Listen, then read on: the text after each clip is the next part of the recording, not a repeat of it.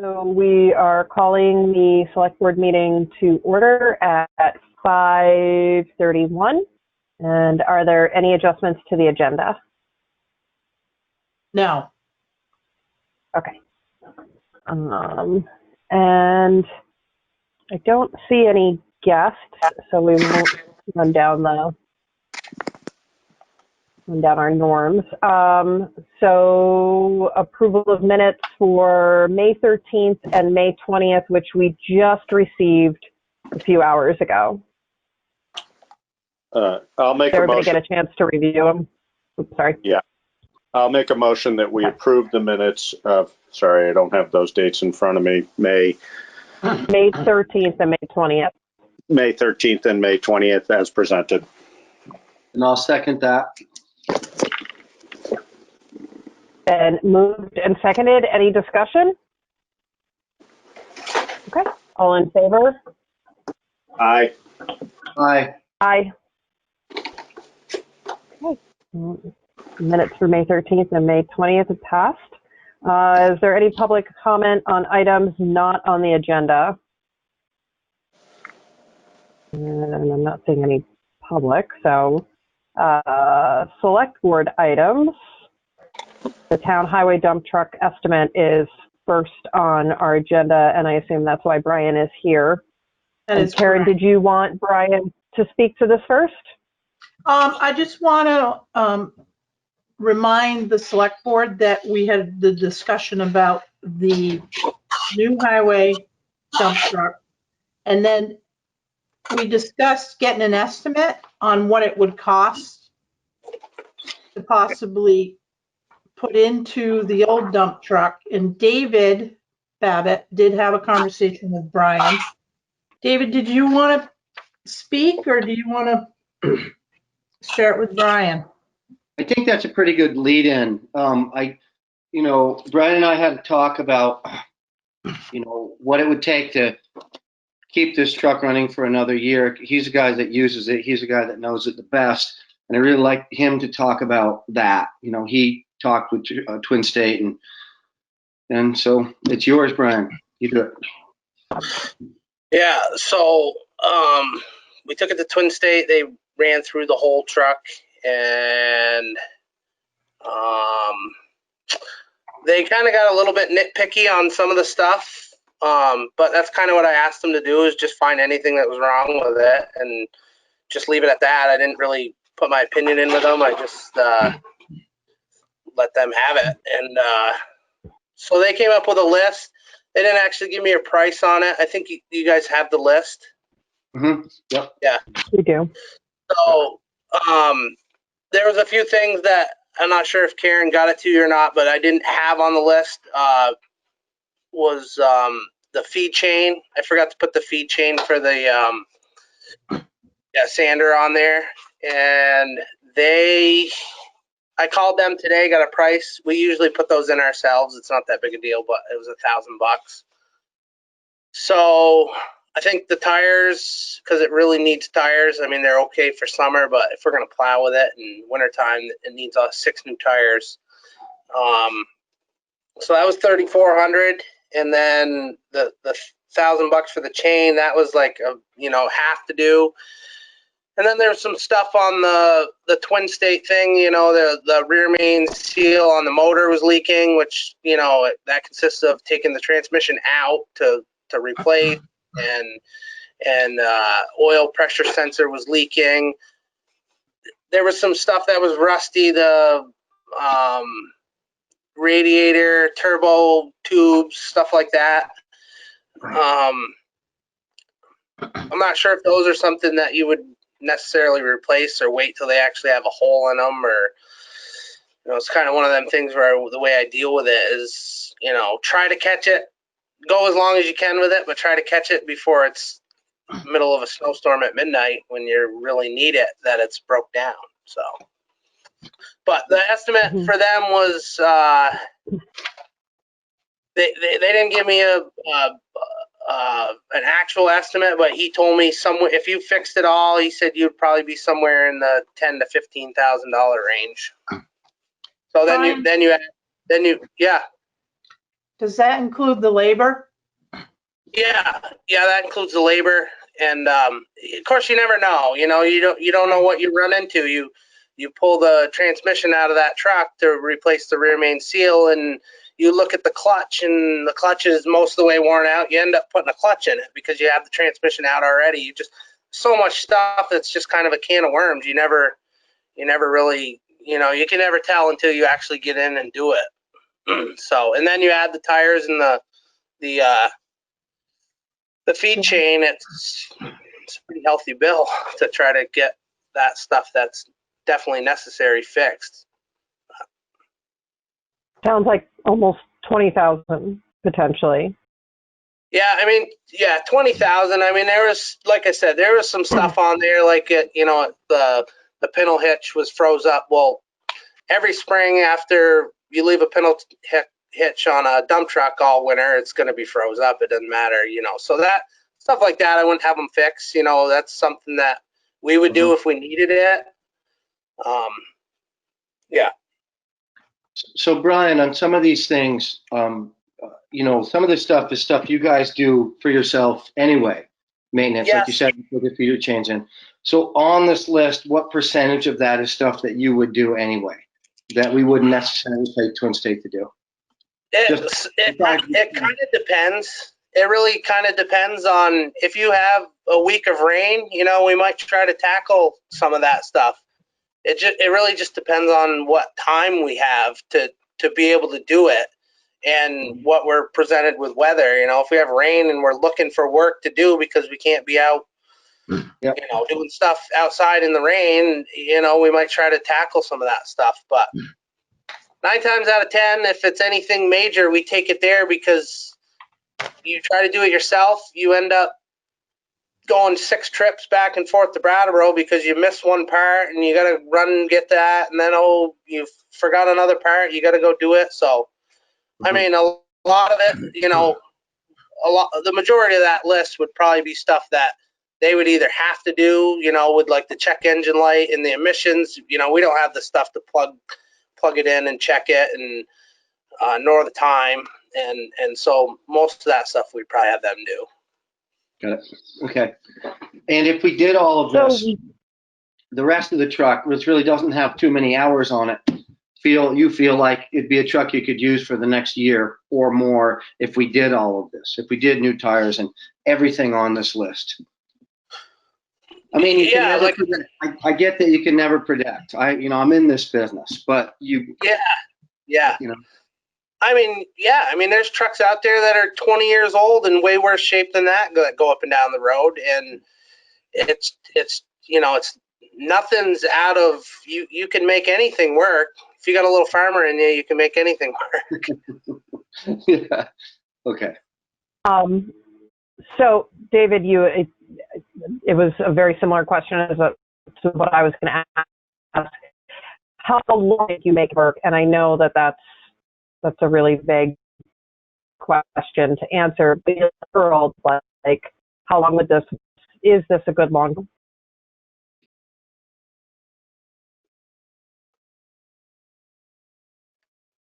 I got nothing. Oh, you can't hear me now? I got nothing. Can you hear me, Karen? Sorry, guys. Hey, Yep. Laura, you're going in and out. It almost sounds, Laura, like it's your microphone, not your connection.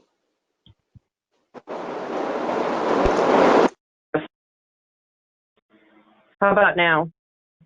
Better. Better, yep. Better? I'm wondering, I had this right up against the computer. I'm wondering, it sounds like there was a little bit of feedback. Now, can you hear me now? Yes. Yes. Okay. I think it's because it was sitting on the computer.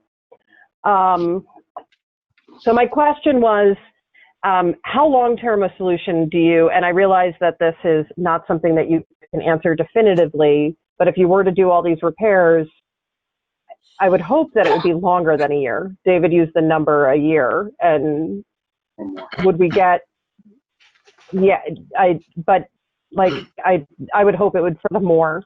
So how long do you think it would be able to hold up with those kind of repairs?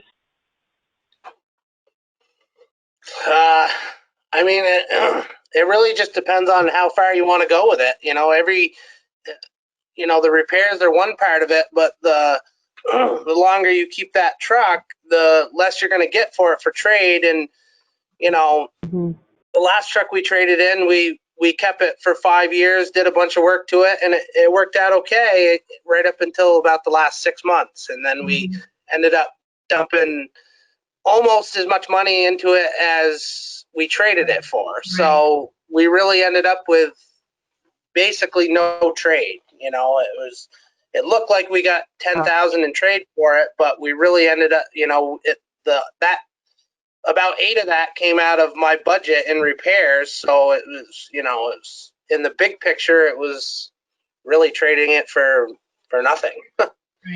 And in that context, Brian, did we carry that for 5 years beyond the 10 years we initially intended? Yeah, the truck was due and something came up. I'm not sure what it was, and for some reason we just decided we ended up putting a whole new dump body on that truck, and some other work. I think it was right around 35 or 40,000, and we ended up keeping it for 5 years. I remember that. Yeah. And I think that we also used that as an opportunity. We tried that different brand of body, which we kind of proved out that we didn't really like it. We had a lot of trouble with it, and but it was a good opportunity because we knew we were only going to keep it for 5 years to try it and not be stuck with something we didn't like for 10 years.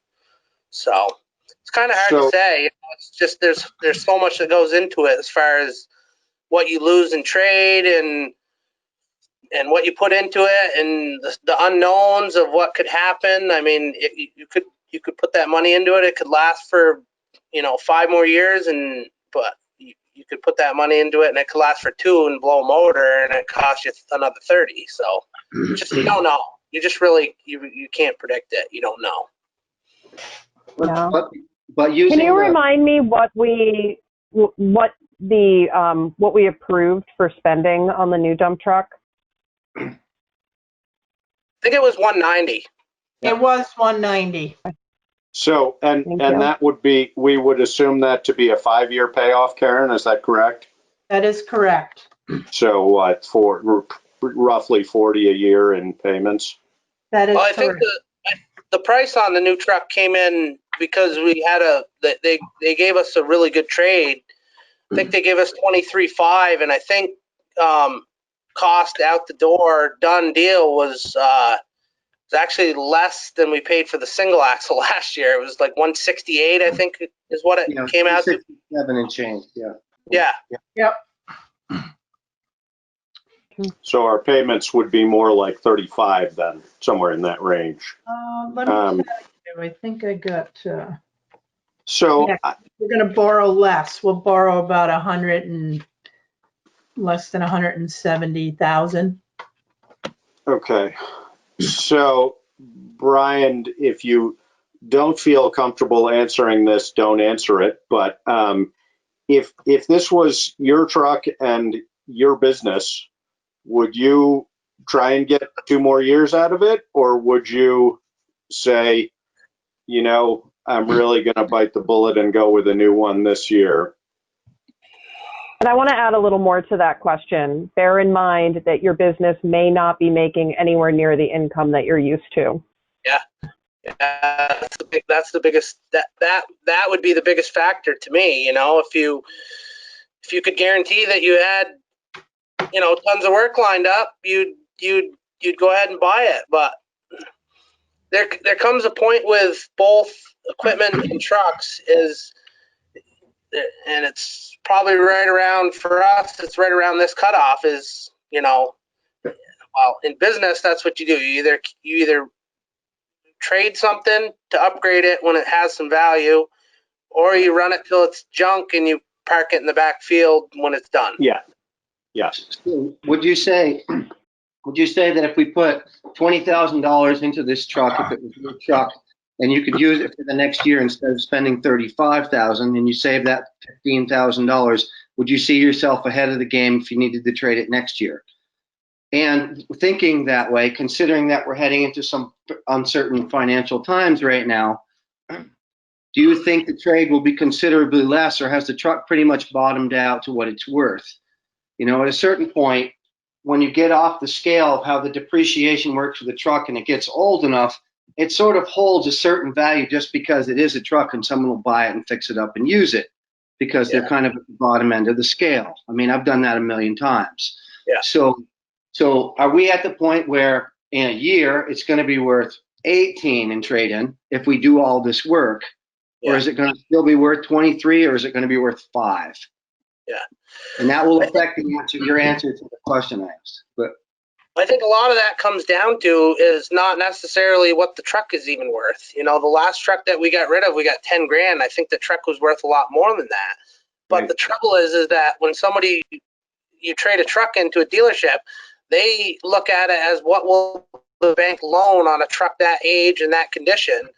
And that kind of determines what they'll give you for a trade, because they want to be safe and not give you 20,000 for a truck that, you know, the bank's only going to let somebody borrow 8,000 on or whatever. even if it's worth 30, right? I get it. Yeah. Right. Yeah. So Right. I don't really know the answer to that question. I think this situation right here is, I've thought about it both ways, and I think it's pretty close to a draw. You know, it's really close on whether, you know, before we had this Twin State deal, I pretty much made my mind up that we probably weren't getting a new truck, and that's just kind of what I was thinking. And then some of the stuff they found, you know, made it so I might be thinking a little bit different, but I don't know. It's a toss up. Do you have, and I know we're sort of asking the same question in a bunch of different ways, but do you have a reasonable degree of confidence that if we were to do all this work, we would actually be more likely to get 2 years out of it than 1, or are we really looking at just buying a year?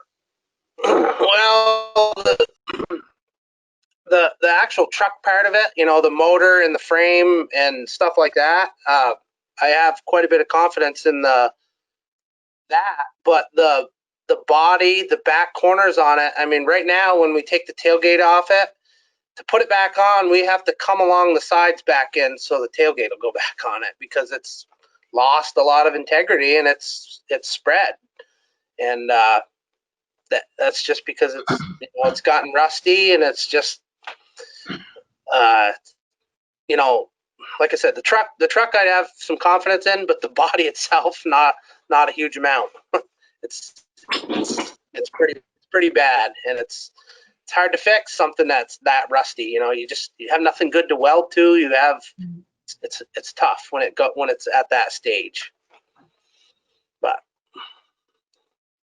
So the last truck, you were saying earlier that the last truck we kept 5 years longer than the 10 years we planned on. It Yeah. worked out pretty good for 4 of those 5 years. yeah. Right? Was it Yeah. the same? Was it the same truck as this truck? Was it a Mack? Was it the same? It was a Mack. The big, huge difference in it is that it had an old Mack motor in it. It didn't have a Volvo motor in it. Right. So that was a true Mack. It was before Volvo bought out Mack, and the biggest thing to making the thing last was it didn't have the emission setup on it. And those old pre-emissions trucks, they just run and run and run. You change the oil and the fuel filters, and they just run. Whereas these emissions truck, they have, as good as it is for the environment and whatever, they're just not as reliable and not as easy to work on and keep going. More things to And go. you have the risk of some huge cost when that afterburn or the treatment systems goes bad. It's like 30 grand in the blink of an eye. So I guess So the other, what would your recommendation be to us at this point? Like, I know. Can I do that? not putting you on the spot at all, but I'm just curious, like we're not going to hold it against you if it doesn't work out, you know? Yeah, no, I mean, Hold it against us. I'm not going to hold it against you, but Yeah, I mean, the biggest thing is with these trucks is that, you know, on the 4th of July, if the thing breaks down and we can't haul a couple loads of gravel with it, you know, we use another truck.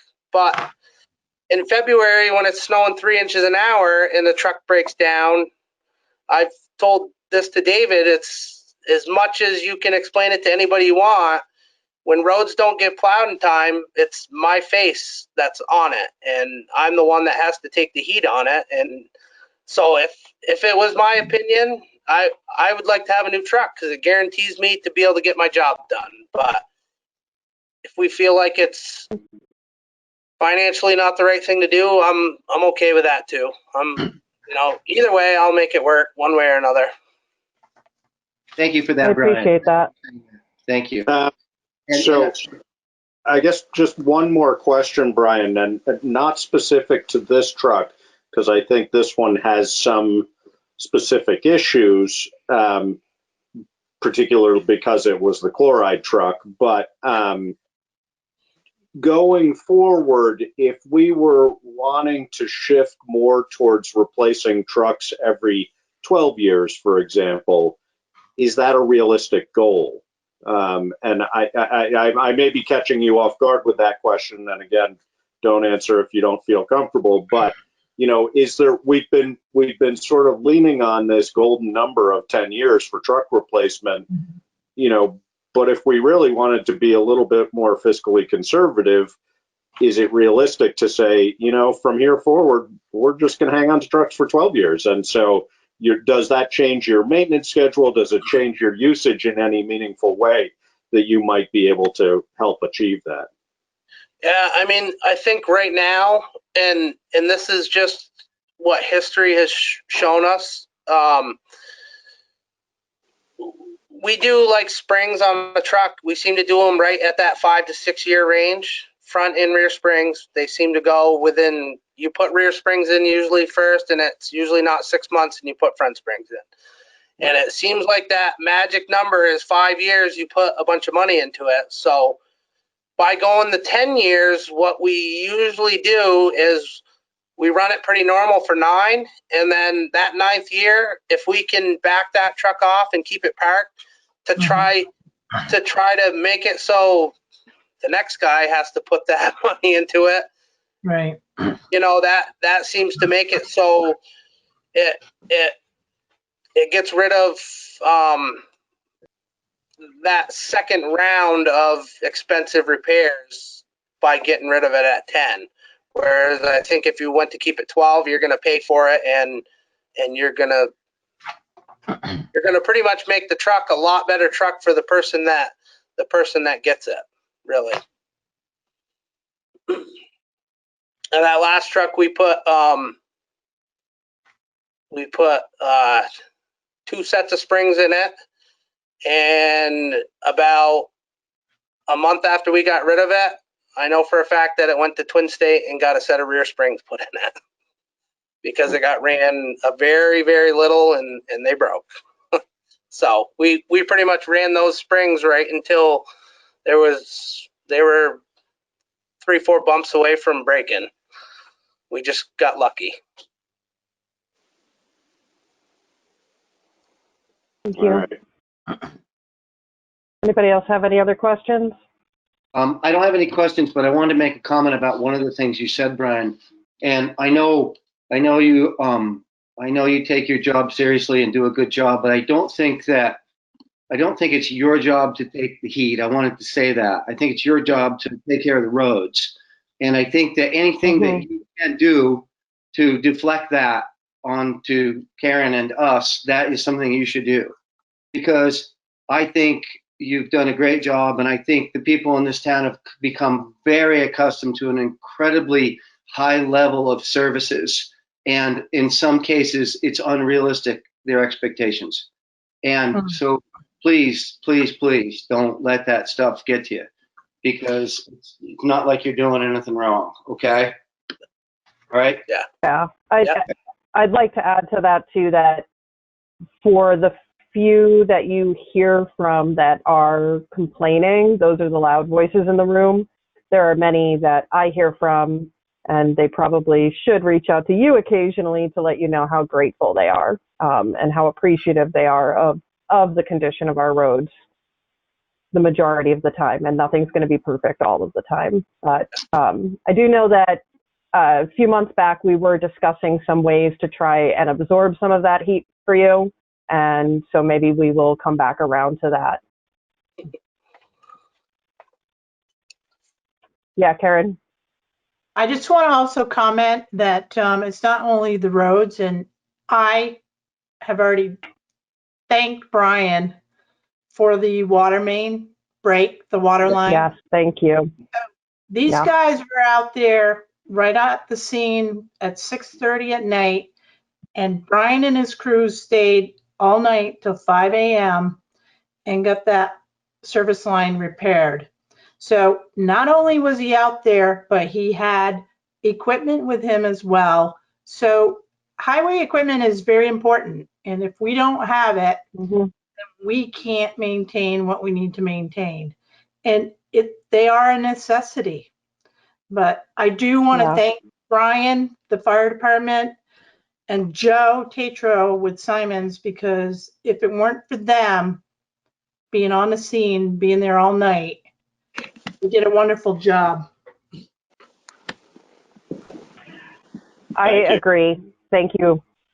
Yeah, I mean that, you know, the fact of people being disappointed when their roads aren't done just when they want, you know, I've certainly been bringing that up for several years in town meeting, that we pay a price for that. There's no question about it. This being a perfect example. I mean, if you had a truck that you could be a little more gentle on and get 2 more years out of it, our budget would be a little bit lower. Is that reasonable and the way we want to go? I don't know. But right along with that is accepting the fact that if we make those budgetary decisions, we're also accepting the fact that we are giving up a little bit on the end of the service that we've come to expect. And I think we all know what the roads in Putney were like, or we all have an idea of what roads were like 25 or 50 years ago. And you know, we just ask for a different standard now. And how realistic is that? And how much do we really need to, how much do we need to and want to achieve that at a premium price versus being a little bit more realistic in our lifestyle these days? And that's just a comment. That's not, it's not a question. That's an excellent moment, but I think it's something that people really need to be aware of, that if you expect premium, if you expect everything to be just as you want it, you're going to pay for that. So, and that's particularly hard on those people who, A, don't have the money to pay for that, and B, don't care as much about having that premium product provided to them. I mean, I think there's plenty of people in town who couldn't care less whether their road is done by 10 or noon, but there are, as Laura said, the noisy some who, when their road at 10:15 hasn't been done, they're upset about it. And sorry, I just think that's a reality we all face because of the world we're living in. But so on the heels of that's that, an excellent point. Wait, can we, it's because we have a really full agenda, and unless it actually pertains to the conversation around the purchase of this truck or the repairs of this truck, I'd like to move on from this. So is that okay? Sure. Fine with me. Yeah, okay. Thank you for your time, Brian. We don't have to make a decision on this tonight, so we will come back to it. Oh, Yeah, I just one more thing is those vendors for both the truck and the body are they're kind of hanging in limbo. So if we could just make a decision one way or the other sooner than later, it would be better for them. And I guess it doesn't really matter to me. I mean, it is what it is. But they're kind of wondering. So I guess, does the select board want to make a decision on this tonight, or do we want to take time to think on this?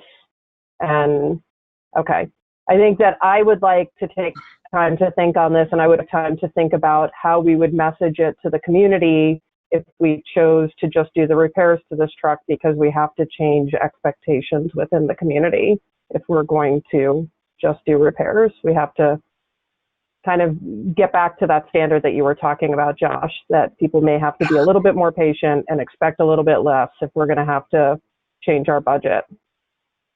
All right. Thank you, Brian. no Much problem. appreciated. Thanks, Brian. Yep. So our next item on the agenda is the fire engine bid proposal. And again, Karen, do you want Tom to just jump right in, or do you want to speak to this first? No, I think Tom can handle this. Everyone has the quote, correct? Yep. All right, Tom. Okay, so back in the early part of, what are we in now, June?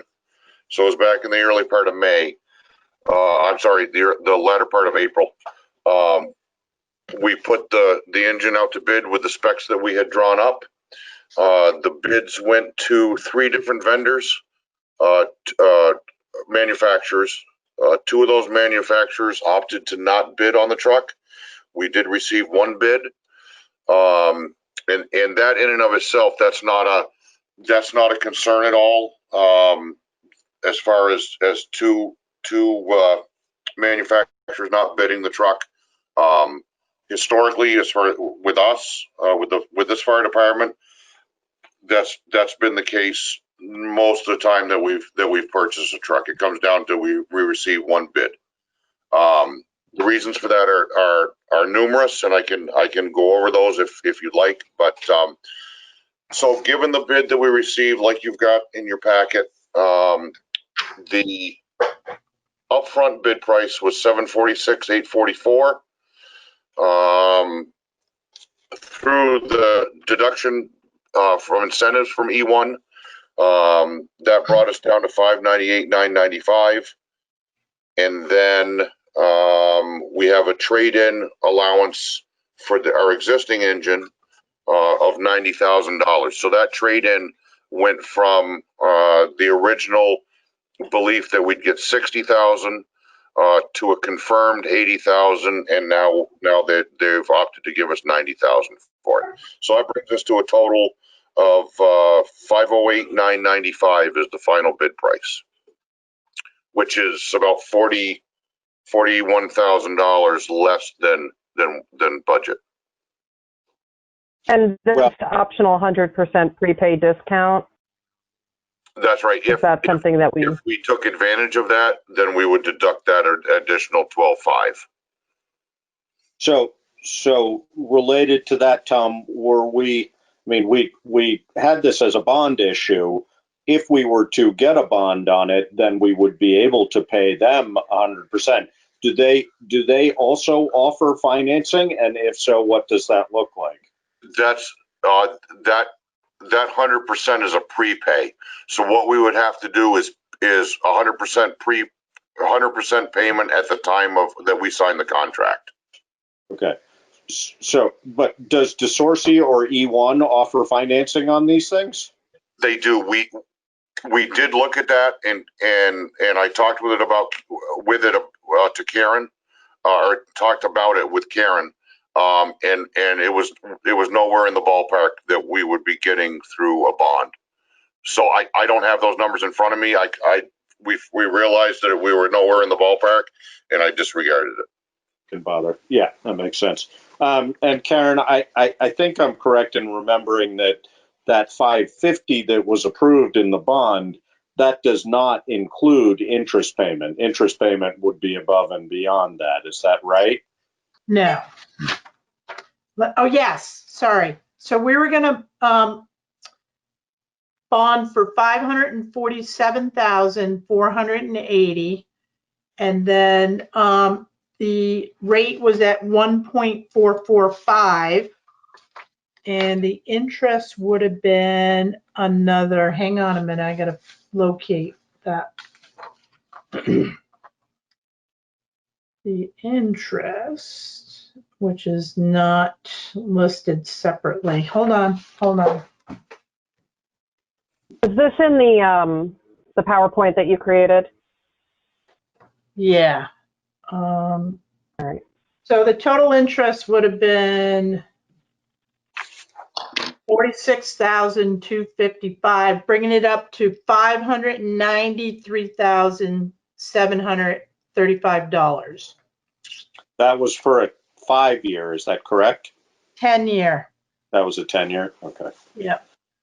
They don't do 5. That's right. No, I was trying to remember. So, but the last we talked about this in a meeting anyway, and I don't think I've had a conversation with you, Karen, since, but the last we talked about this, you were pretty clear that you didn't think bonding was likely to be a viable option at that point. Right. Has that shifted at all? It's changed, Josh. So the summer pool, we had to have our application in by May 1st in order to get the award by July 1st, okay? The winter pool starts up in the fall, and I spoke to Vermont Bond Bank, and this was after the summer pool was awarded. And I said, what are the interest rates looking like right now? And this was on 5/6/2020. The interest was 1.64%.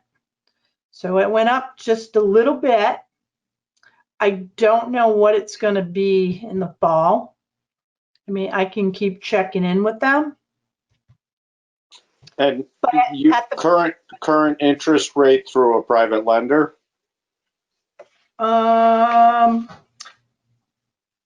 haven't done that yet for a 10-year note. They won't go 15, but at the time back in May, the interest rates were all over the map. They Right. weren't stable whatsoever. But Yeah. I can't predict them, Josh. I don't have any idea come fall where they're going. Well, I mean, we could find out what the current rate is and base a decision on that if we, I mean, presumably we could get a quote for that rate that was good for 60 days or something.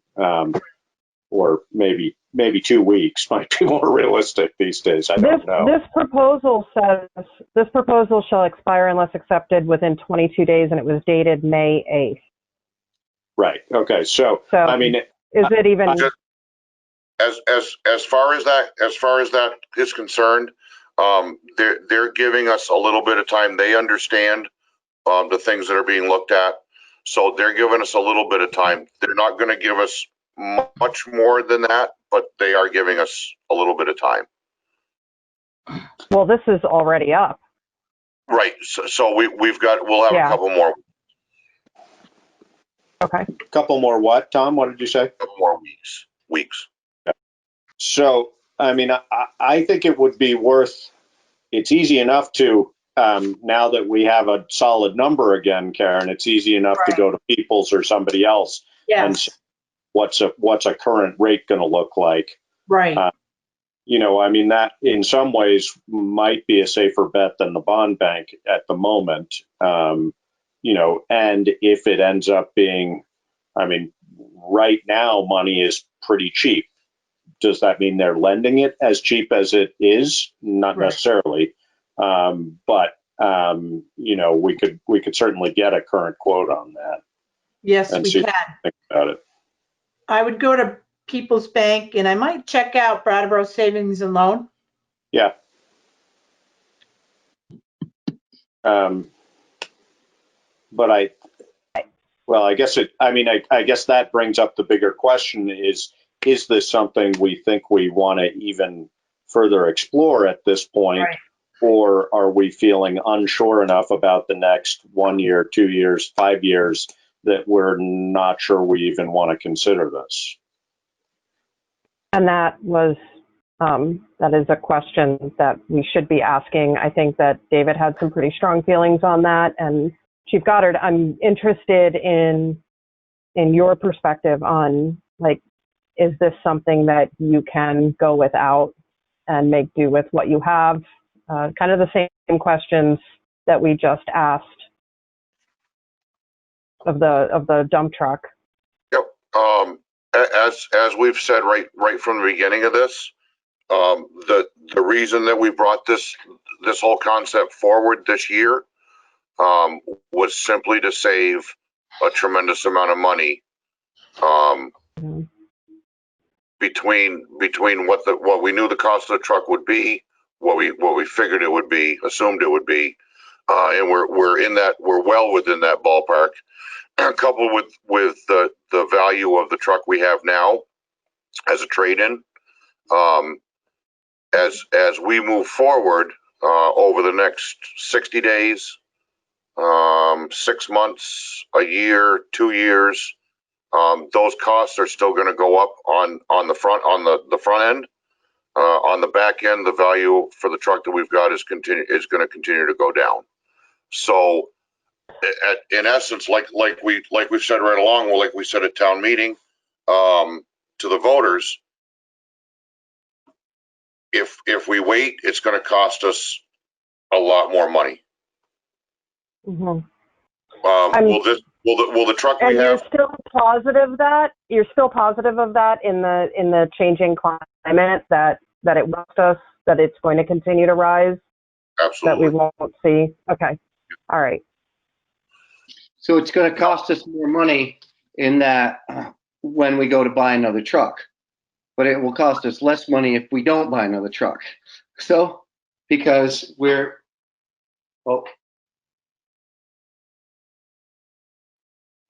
I'm not hearing a thing. Can you hear me now? Yeah, we're not hearing you, Josh. We're hearing you, David. I'm hearing you, David. I'm not hearing Josh. Seems like you can't. Sorry, my son was asking me a question and I was disconnected. Oh. Sorry about that. That wild waving wasn't for us. Yeah, I'm telling you. Gotcha. In a perfect world, I'd love to buy that new truck right now, but this isn't a perfect world right now, Yep. And things are uncertain. And in our conversations that you and I have had, Tom, you've made it pretty clear to me that we're ahead of the curve. We brought it now, even though that truck isn't scheduled to be replaced for a bunch of years. Like you just said, it's done for financial reasons, which are important. But maybe right now isn't the time to spend that money, even if it costs us more later. Maybe later, even if it costs us more, we're more capable of making those payments then, even if those payments are higher. And in between then and now, is the truck that you have there going to do your job? And you've assured me that it will, even if we have to repair it. Yep. So the thing that I weigh out, is this the time to take that risk and sign ourselves up for another 10 years of payments in an uncertain financial world, or is now the time to be careful and hold steady? And even if it costs us more in the future, when things are more certain, we can make those payments easier. We don't know what it's going to be like for people to pay their taxes. We don't know if things are going to change in any meaningful financial way for funding that we get. So I'm fairly nervous about spending that kind of money right now. Know that I would love to have every new truck we could possibly have. If, like Brian said, if you were assured the customers were coming, you would buy the new truck. Right. But I'm not sure right now. So Yep. that's the place I'm at. And that's my 2 cents on it. Oh, I get it. So you need an answer with us within a couple of weeks. Yes. You need an answer from us, essentially, in order to is everyone comfortable with, we have our, can you hear me? I can now. You cut out for a minute. Okay. Is everyone comfortable with us putting this? I know next week is technically our emergency management meeting, but are we comfortable with putting this on the agenda for next week so we have some time to process these numbers and the situation and really think about it? Yeah, I mean, I would request of Karen that by that meeting we have an actual quote from a bank on current pricing. Again, the bond bank I think would maybe be the best bet in the long run, but that's hard to know right now. The other thing, Karen, that I guess I would ask of you perhaps is to do not necessarily present us with this in written form, but to do some thinking about if we were to purchase this truck at this time, what percentage of our annual budget would a payment on that represent, and sort of what the implications of that are. I mean, I agree with David fully in how we should be thinking about this. How much does that actually affect our budget when it comes down to it on an annual basis? And I mean, if it's 2% of our budget, that's one thing. If it's 22% of our budget, that's a different thing. And I think those are extremes on both ends. But I'm just wondering. I'd like to have a clearer sense of that. Karen, you're muted. Do you feel like that's a comfortable thing for you to pull together within a week? Yeah, I should be able to do it. I can get the numbers from the bank. We have a smaller number. We're not looking at 547,000 like original. So that payment will be lower. It will reflect, a lower price on the budget too. So I should be able to secure at least, 2 or 3. Excellent. Tom, can you just, I don't think I or we need the details of it. And anything about the reason that we only got one bid have to do with us? I mean, is that because of the specificity of the specs you put out, or is that because of why wouldn't other companies be interested in bidding on that truck? A couple different reasons primarily. One, the first is the way we spec'd this truck to be constructed. There are many manufacturers that cannot / will not build that in that manner. And what I'm talking about specifically is as far as gusset locations, how the gussets are built into the framework, whether they're welded, whether they're bolted. Some of the materials specifically, in thicknesses of the materials, companies don't work with, or other manufacturers don't work with. Another piece of it too is all the different manufacturers know what's going on out there. Every single manufacturer that builds fire trucks knew that we were going to be going out to bid. They knew pretty much what we were going to be looking for and looking at. And if they know they're not going to be able to be within our price range, they're not even going to bid. So that's what it comes down to. Okay. All right. So we will come back to this in a week from now and try and have answers for you next week. Okay, thank you. Can I ask one more quick question, Laura? Sorry. I'm just wondering, Tom, whether that decreased price of the 508 as opposed to the 547, what do you have a sense? I mean, was that tailored to us, or is that just the market at the moment? Or I mean, is there a reason that price dropped by that much, or is that just the first one was an estimate and the second one was an offer? That's a small piece of it. Largely, it's because of our long-term relationship with E1. Of that price difference,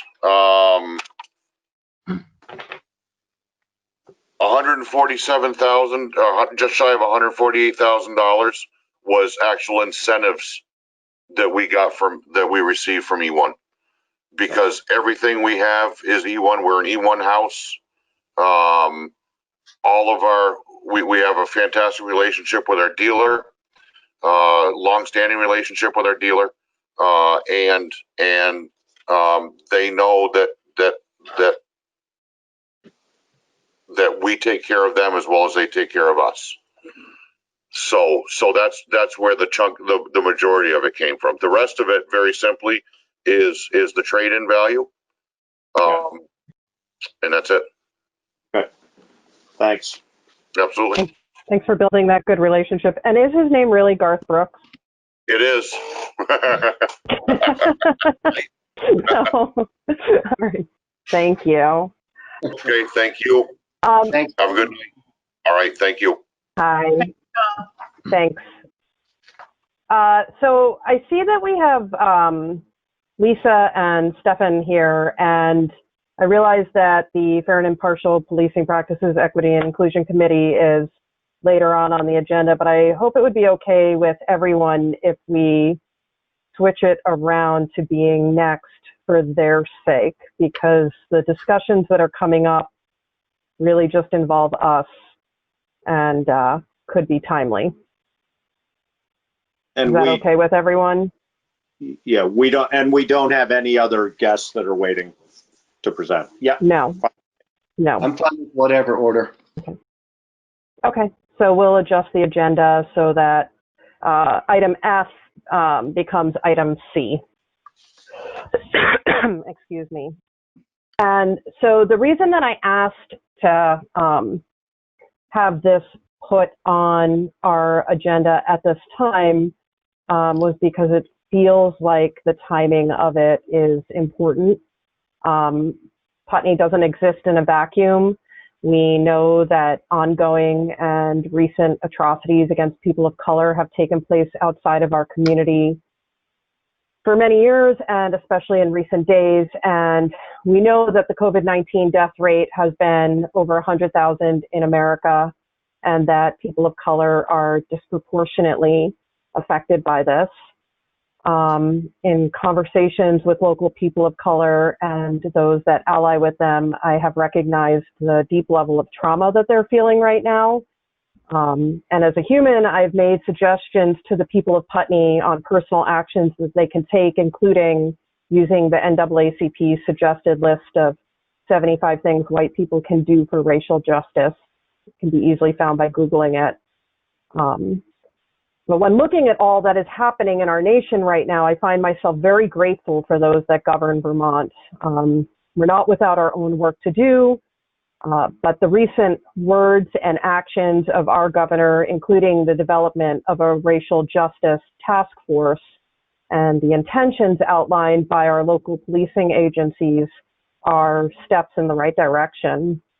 And I would be remiss to not point out at this time that much of that work is thanks to social justice advocacy that has taken place by many activists and justice organizations, including Stefan and the NAACP locally. We know that we wouldn't have a fair and impartial policing policy if not for the support of local justice organizations. And we know that that policy is nothing without many layers of oversight. So as a town that contracts with the sheriffs and is served by the state police, one of the positive actions I feel we can take at this time is to explore how our policing agencies foster equity and inclusion while incorporating the fair and impartial policing within our community. And so with that in mind, I wanted to propose that we charge the Equity and Inclusion Committee with exploring the local implementation of equitable practices and fair and impartial policing practices as it affects the people that reside in and visit the town of Putney. And I would ask that if we do charge the committee with this, we ask them to report findings and suggestions back to the select board. And I invite Lisa and Stefan to speak to this.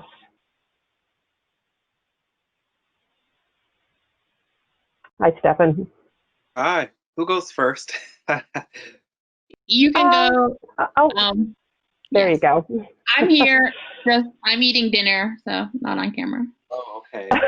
No.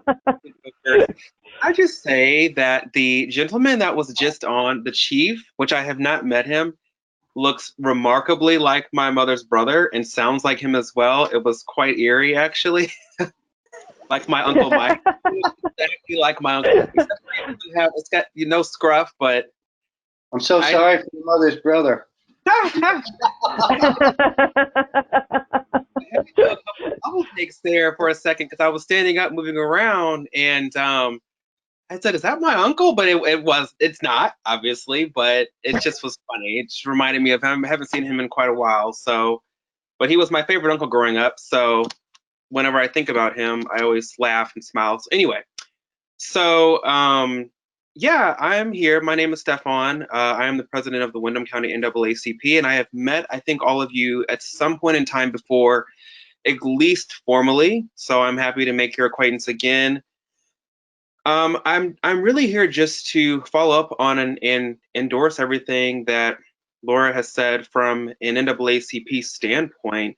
So one thing that the NAACP National has really asked us to start doing was to review some of the ways in which we structurally look and act as a society around policing. And some of those have been, some of the recommendations that have come from that have been things such as the creation of a review committee that is able to give recommendations to towns of some sort, and the changing of advisory committees to review committees because review committees have more powers. I have not had the time since that recommendation to look and see all of the powers that review committees have that are more than advisory committees, but I know one of them is the ability to make recommendations.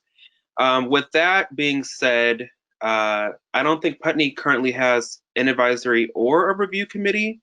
And so I was hoping that to Laura's point, that this committee that is already standing and active could be utilized for those purposes since it already directly reports to you. So that was the first reason. So there's an absence, so there's a need.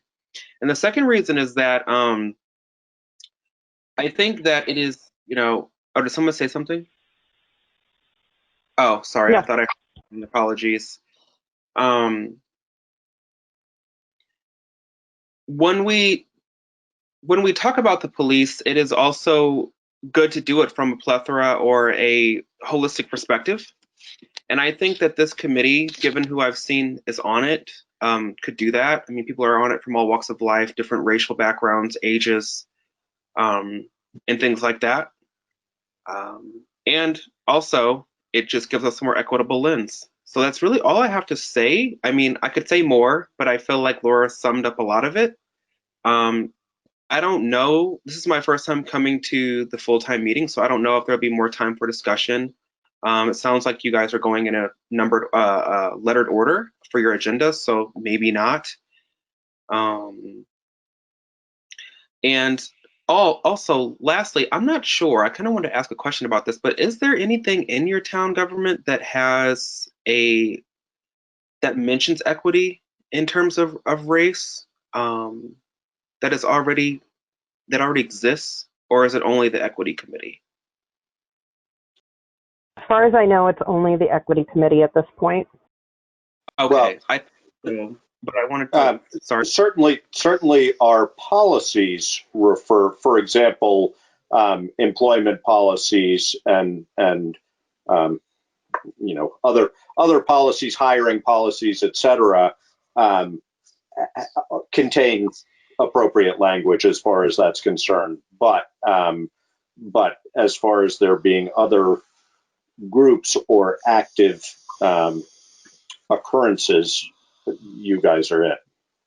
Okay, that's what I thought. And so I guess this really is the perfect place to slap it then, because there's nowhere else to do it unless we want to create a whole nother structure. So thank you so much for your time.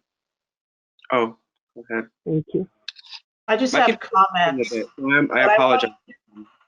I want to give Lisa a chance to speak if she has anything to say. I don't have anything to add because my area of expertise is really in the educational field. So I just wanted to come here and support. And I agree with what Stefan said. So thank you. Okay, so my comment is, so we do have the Equity Inclusion Committee. Right now, they've been charged by the Select Board to review the personnel policy. And I'm just curious where that process is right now, because we haven't heard anything about it. I can't, maybe Lisa can speak to that. I can say just from speak to having that attended part. meetings. Okay, go ahead. I think we were in the middle of it, and then we had plans to meet, and then COVID happened, and so our lens shifted, and then the world was on fire, and our lens, so I think it was probably like 5 meetings ago, maybe, when we last looked at it, and we're meeting tomorrow, so we can put that as on the agenda again to see where it actually is and where it's living. Okay. Quite a bit of the form. Mm-hmm. We talked about quite a bit of it, and we've already got what we would call a set of mental recommendations that we just have to put on paper, because we've combed it quite a bit, I'm sure, as maybe Laura could attest to. So, correct me if I'm wrong, but didn't you create a working group to work on it as well that did some work on their own? Yes, I was. Okay. So that it sounds like that's in process. Okay.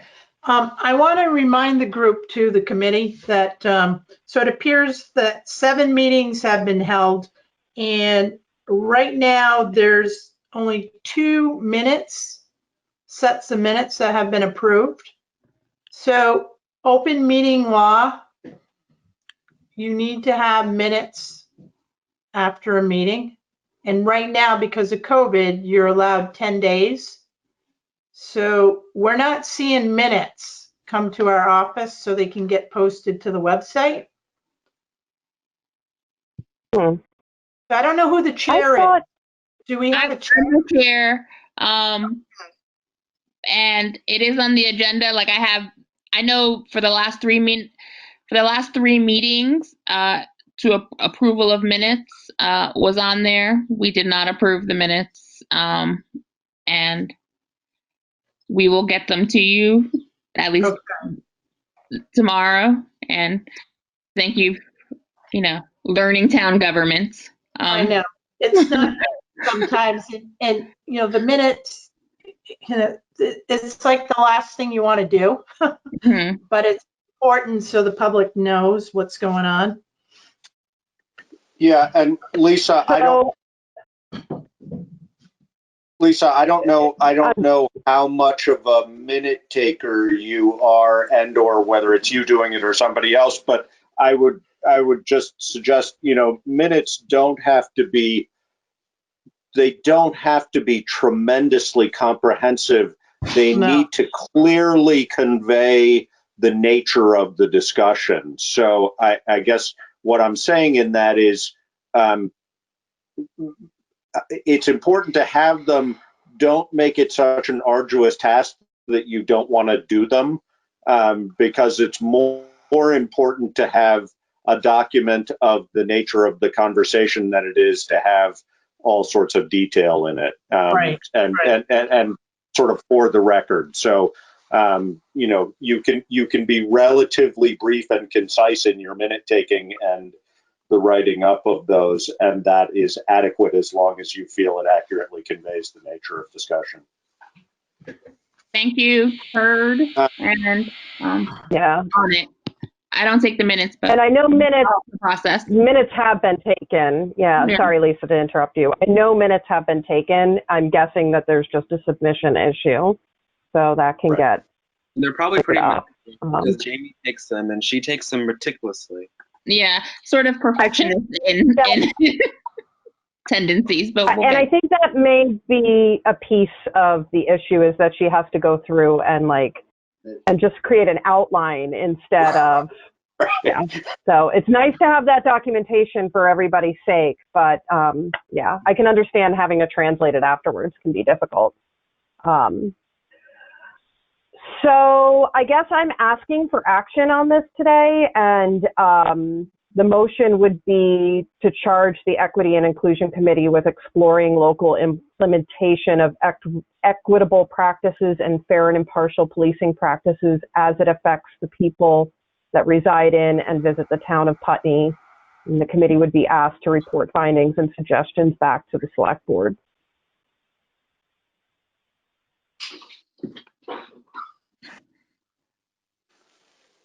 Yeah, sorry, you broke up a little bit so that I don't know that I can say that I moved that.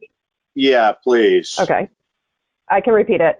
I propose that we charge the Equity and Inclusion Committee with exploring the local implementation of equitable practices and fair and impartial policing practices as it affects the people that reside in and visit the town of Putney. And the committee will be asked to report findings and suggestions back to the select board. I'm happy to move that. I don't know whether this needs to be included in the motion or not, but I do want to be cognizant of the fact that I think that Sheriff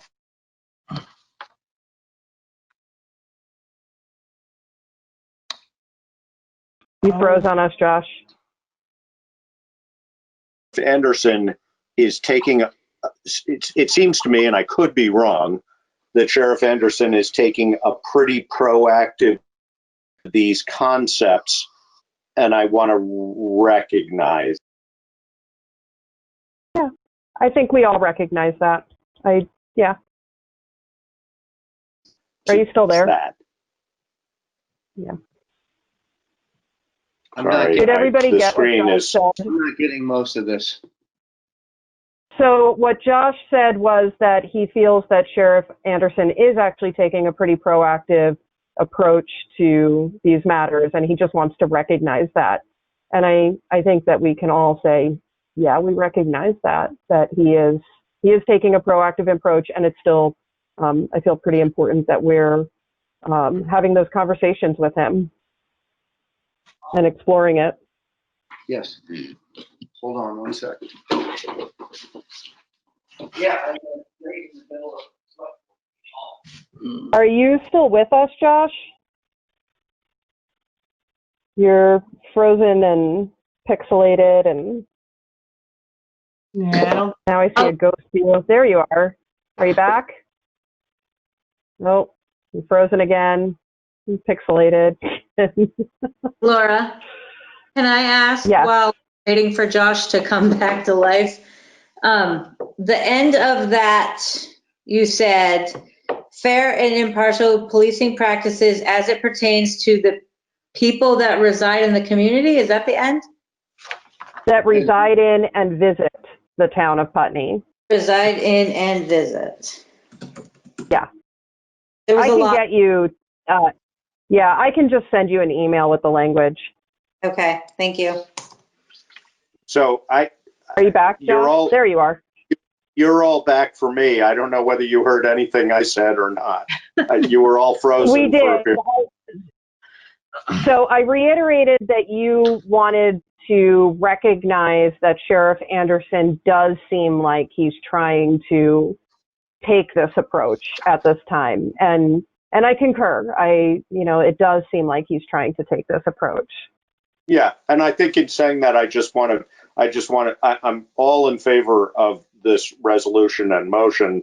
I just want to recognize the fact that we should be cautious a little bit about trying to reinvent a wheel that he's clearly already working on. So maybe that includes from your part, Stefan and or Lisa, just reviewing their policy first and whether they're actually following it. And I don't know. I know that would be his intention, but I don't know how that's going. Am I allowed to speak, or I don't really know? Yeah, please do. Okay. So so I appreciate you saying that, first of all. I have met with him a couple times. Obviously, it has not been in a while. Actually, he and John Hagan, who is the head of the Windham County Democratic Party here, and I have been talking about getting together a little bit more, and also looking at different grants and funding opportunities that are available for training for police. And so I think that he does seem to have a more proactive approach at the moment, right? I mean, of course, there are probably ideological things that we could work out, but I think that we all have the same premise. I think for me, especially as a person who grew up just outside of Ferguson, St. Louis, and comes from Southern Illinois, St. Louis, I think that when we look to create things like this as oversight, it is to give community members who might not, through other means, via education or social status or family status, have the chance to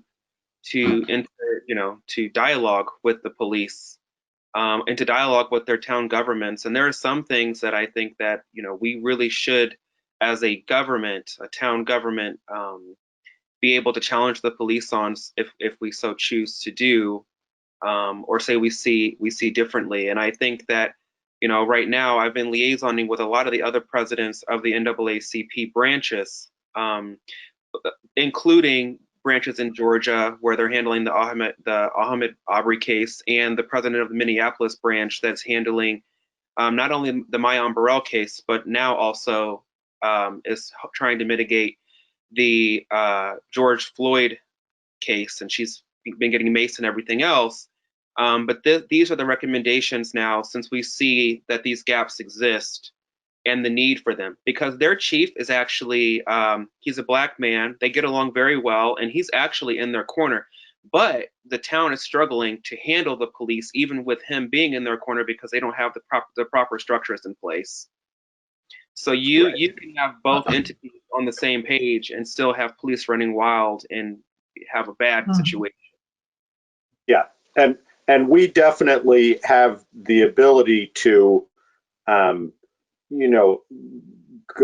govern might be not quite the right term, but we definitely have the ability to have significant impact or input on that in how the Windham County Sheriffs are handling things, if we choose and if we feel we need to. So I think that's very important. I think that's perhaps less true with our relationship with the Vermont State Police for a variety of reasons. But as far as community policing is concerned, we certainly have the ability to communicate directly about issues that we're concerned about. I think that the Vermont State Police have a plethora of other stakeholders that they'd rather not. So, I feel like that they've got their own boards and advisory things going on. So, to which I also sit on. Thank you. Sure. Thank you. So just in terms of thinking of time and the kind of hefty agenda we still have ahead of us, Josh, you had started. Josh, you're frozen on us again. Are you still there? Ah! I'm gonna lose my mind with this stuff. Oh, maybe he'll come back. Maybe if he takes his video off. Are you still there? No. So now he's off completely. I believe it was his intention to make a motion for this. So for the sake of expediency, I will make the motion, which I think is a little unusual for the chair, but I will do that this time. I move that we charge the Equity and Inclusion Committee with exploring local implementation of equitable practices and fair and impartial policing practices as it affects the people that reside in and visit the town of Putney. The committee will be asked to report findings and suggestions back to the select board. I'll second that. I think it's a good idea. I'm learning a lot in this area. I live a very private life. Okay. I try not to watch I them. appreciate that, David. Good. I think this So I'd like to learn more about it, and I want to know Stefan, and I forgot the other woman's name. Lisa. Lisa. I'd like to know more. So I'd glad to know, we'll be glad to know what you come back with. So I second that. it's been moved and seconded. Is there any discussion? Hearing no discussion, all in favor? Aye. Aye. All right. And we are going to move on, and hopefully Josh will jump back in. And Lisa and Stefan, thank you for your time. Thank Thank you. you. Thank you. Thank you so much. All right. Our next item on the agenda is audit proposal results, recommendation, and approval of auditor. The town manager is the speaker on this. So I went ahead and contacted Chester and Vernon, and I tried to reach Rockingham for references on R.H.R. Smith and Company. Do you guys have your chart in front of you? I don't. This is the one we had last meeting.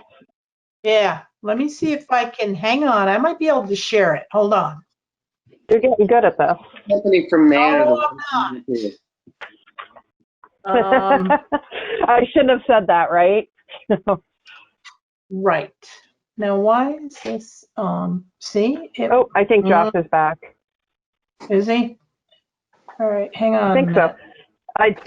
This is what Yeah, we're supposed I can to hear be you looking again. at. Karen's showing us pictures of her in her car. Oh, hang on. Good thing it's only my car. Woo! Yeah, I'm glad to know your screensaver isn't your AC. So, Josh, just to let you know, for the sake of time, we actually, I made the motion, David seconded it, it was approved, it did pass. And now we are on to the audit proposal results. Can you guys hear me? I can. We can. You can hear me? Okay, because I can't see you. Yeah. Hold on, guys. Are you seeing my screen, guys? Now, yes. Yeah. Hold on a minute. Where I had, oh, right here, bid information. Alyssa, where did we put the audits? Never mind, Right I think I found it. The year 2026. There you go. I got it. Hi, Josh. Yep, there he is. Can you guys see this screen? Yes. Yep. I can. Yes, sort of. Okay. All right. So I reached out to Chester, Vernon, and Rockingham. I had no response from Rockingham. So I was looking for a reference for R.H.R. Smith and Company. And I spoke to Vernon, and Cindy likes them a lot. It's their 4th year using this firm. They're easy to work with. You know, they haven't had any troubles with them. They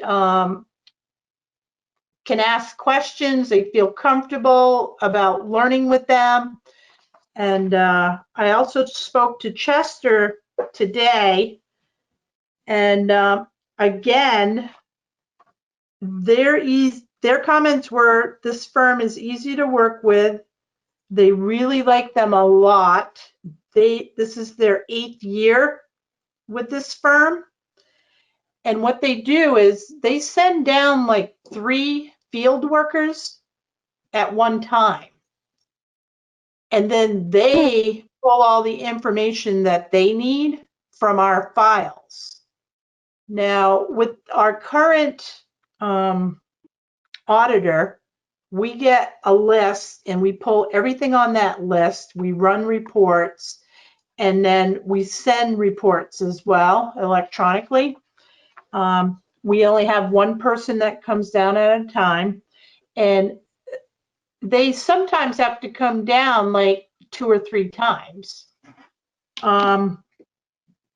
So based on the feedback that I received regarding our HR Smith and Company, and looking at the quote that we got from them, this is a 3-year contract, and I compared our HR Smith and Company with our current auditor, and we would save $5,500 if we switched. The other thing too is having a different auditor in, and I'm going to stress this again, is it's a new set of eyes, and they might see something different. And knowing that our current auditor is looking at retirement and training a new person in his office to take over our file, now might be the time to switch. One question, Karen, did you find out about the single audit question? Because I know that was something that came up last time. Because we will presumably, if we go through with the bond, well, we're subject to a single audit anyway, aren't we? Or not? No, only if we, so it's basically grant money. So if we end up bringing in like over $750,000 in grant money, that's what triggers that single audit. Okay, so it's not related. I was thinking bond money was included in that also, but that's not right. It's just grant money. Okay. Right. So that's sort of irrelevant for us currently. Right. And I haven't experienced a single audit report. The state sometimes does them, especially with highway department grant monies. Yeah. We have had to have them in the past. I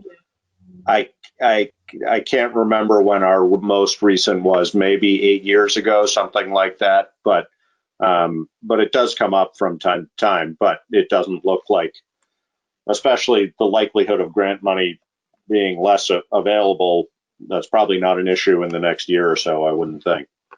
No, I would be more concerned about like having a housing project come through, and then we have a pass through or something like that. But Putney Landing, it was $490,000. So even with our other grants, we didn't come near $750,000. Yeah, I'm trying to think what it was that we had previously, and I can't put a finger on it, but water system maybe, I don't remember. Anyway, that could. I think I'm hearing that it's your recommendation that we switch to RHR Smith and Company. I would recommend that, Josh. So I will make but hold on, I just have one question before you make that motion, Josh. In the case that we need a single audit, do we have to go through our current auditor, or can we get pricing again from all of the auditors in the area and have a different company, like have budget or whatever, you do a single audit?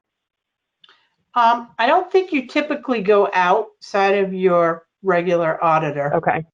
Because they already know what's in your report, your financials. Exactly. Yeah. Okay. I don't think there's a legal requirement to stay with your existing auditor, but I think it mostly makes sense. And I'm guessing these folks would be just fine with a single audit. We just don't have the specifics on it. But again, if it's not something, if it doesn't look like that's something that's going to add up for us in the next couple of years, then it's sort of a non-issue. Although if the Putney gateways were to move forward, and that, I don't know what kind of a number they're looking at, but that could certainly push us in that direction. So, Right. Well, But look, I- Yeah. Seems like I'm the guessing- savings is worth it. well, I think they also, these folks, if they do a bunch of municipal work, they're clearly competent to do single audits. So, Right. Yeah. Okay. All right. So- That was just wanted to find that out. So the So- opinion of the people that you talk to, Karen, in these other towns, do you know any of these people? no. So Cindy is the treasurer, and Sil, who is in Chester, she's the bookkeeper. But you have no experience with them. You don't know them. No.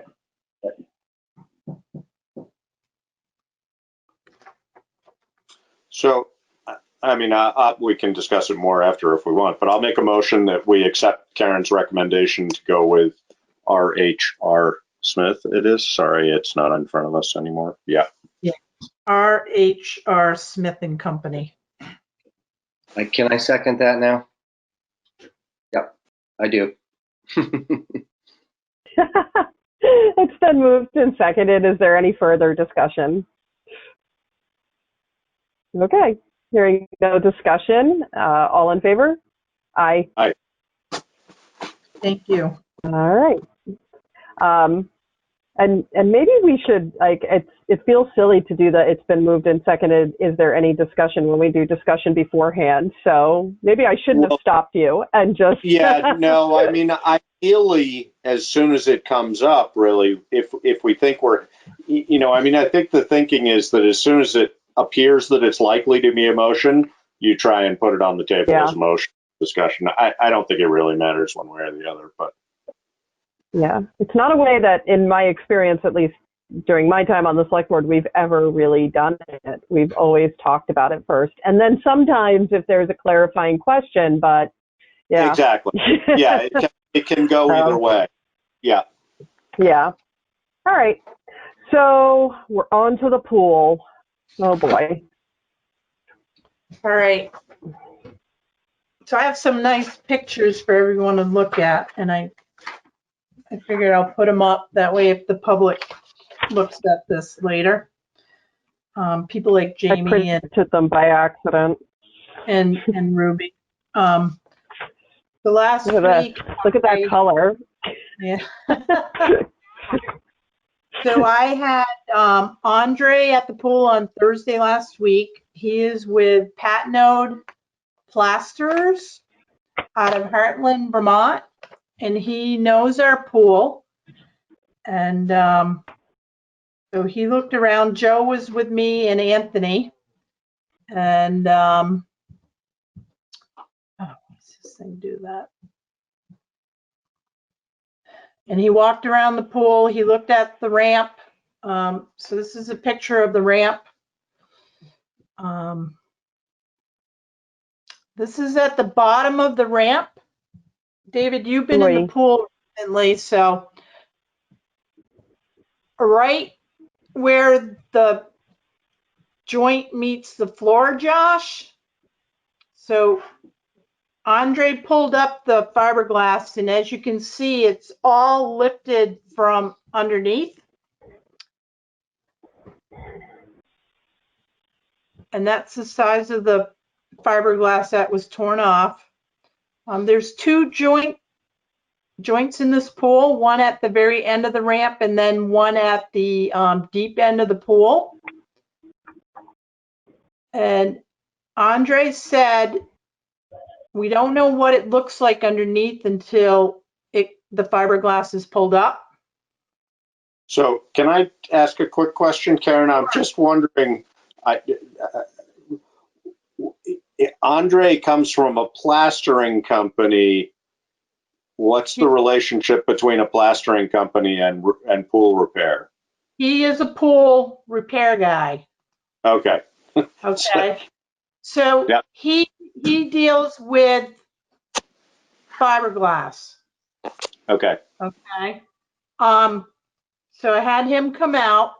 So this is on the ramp right here, Josh. So this crack is straight across the ramp. When you walk on it, it's all beveled, it's it's really brittle right now. And when we walked around the pool too, the walls are soft in some areas, and there is cracking on parts of the wall as well. So just to try to get a price to repair the pool, I called him. Now,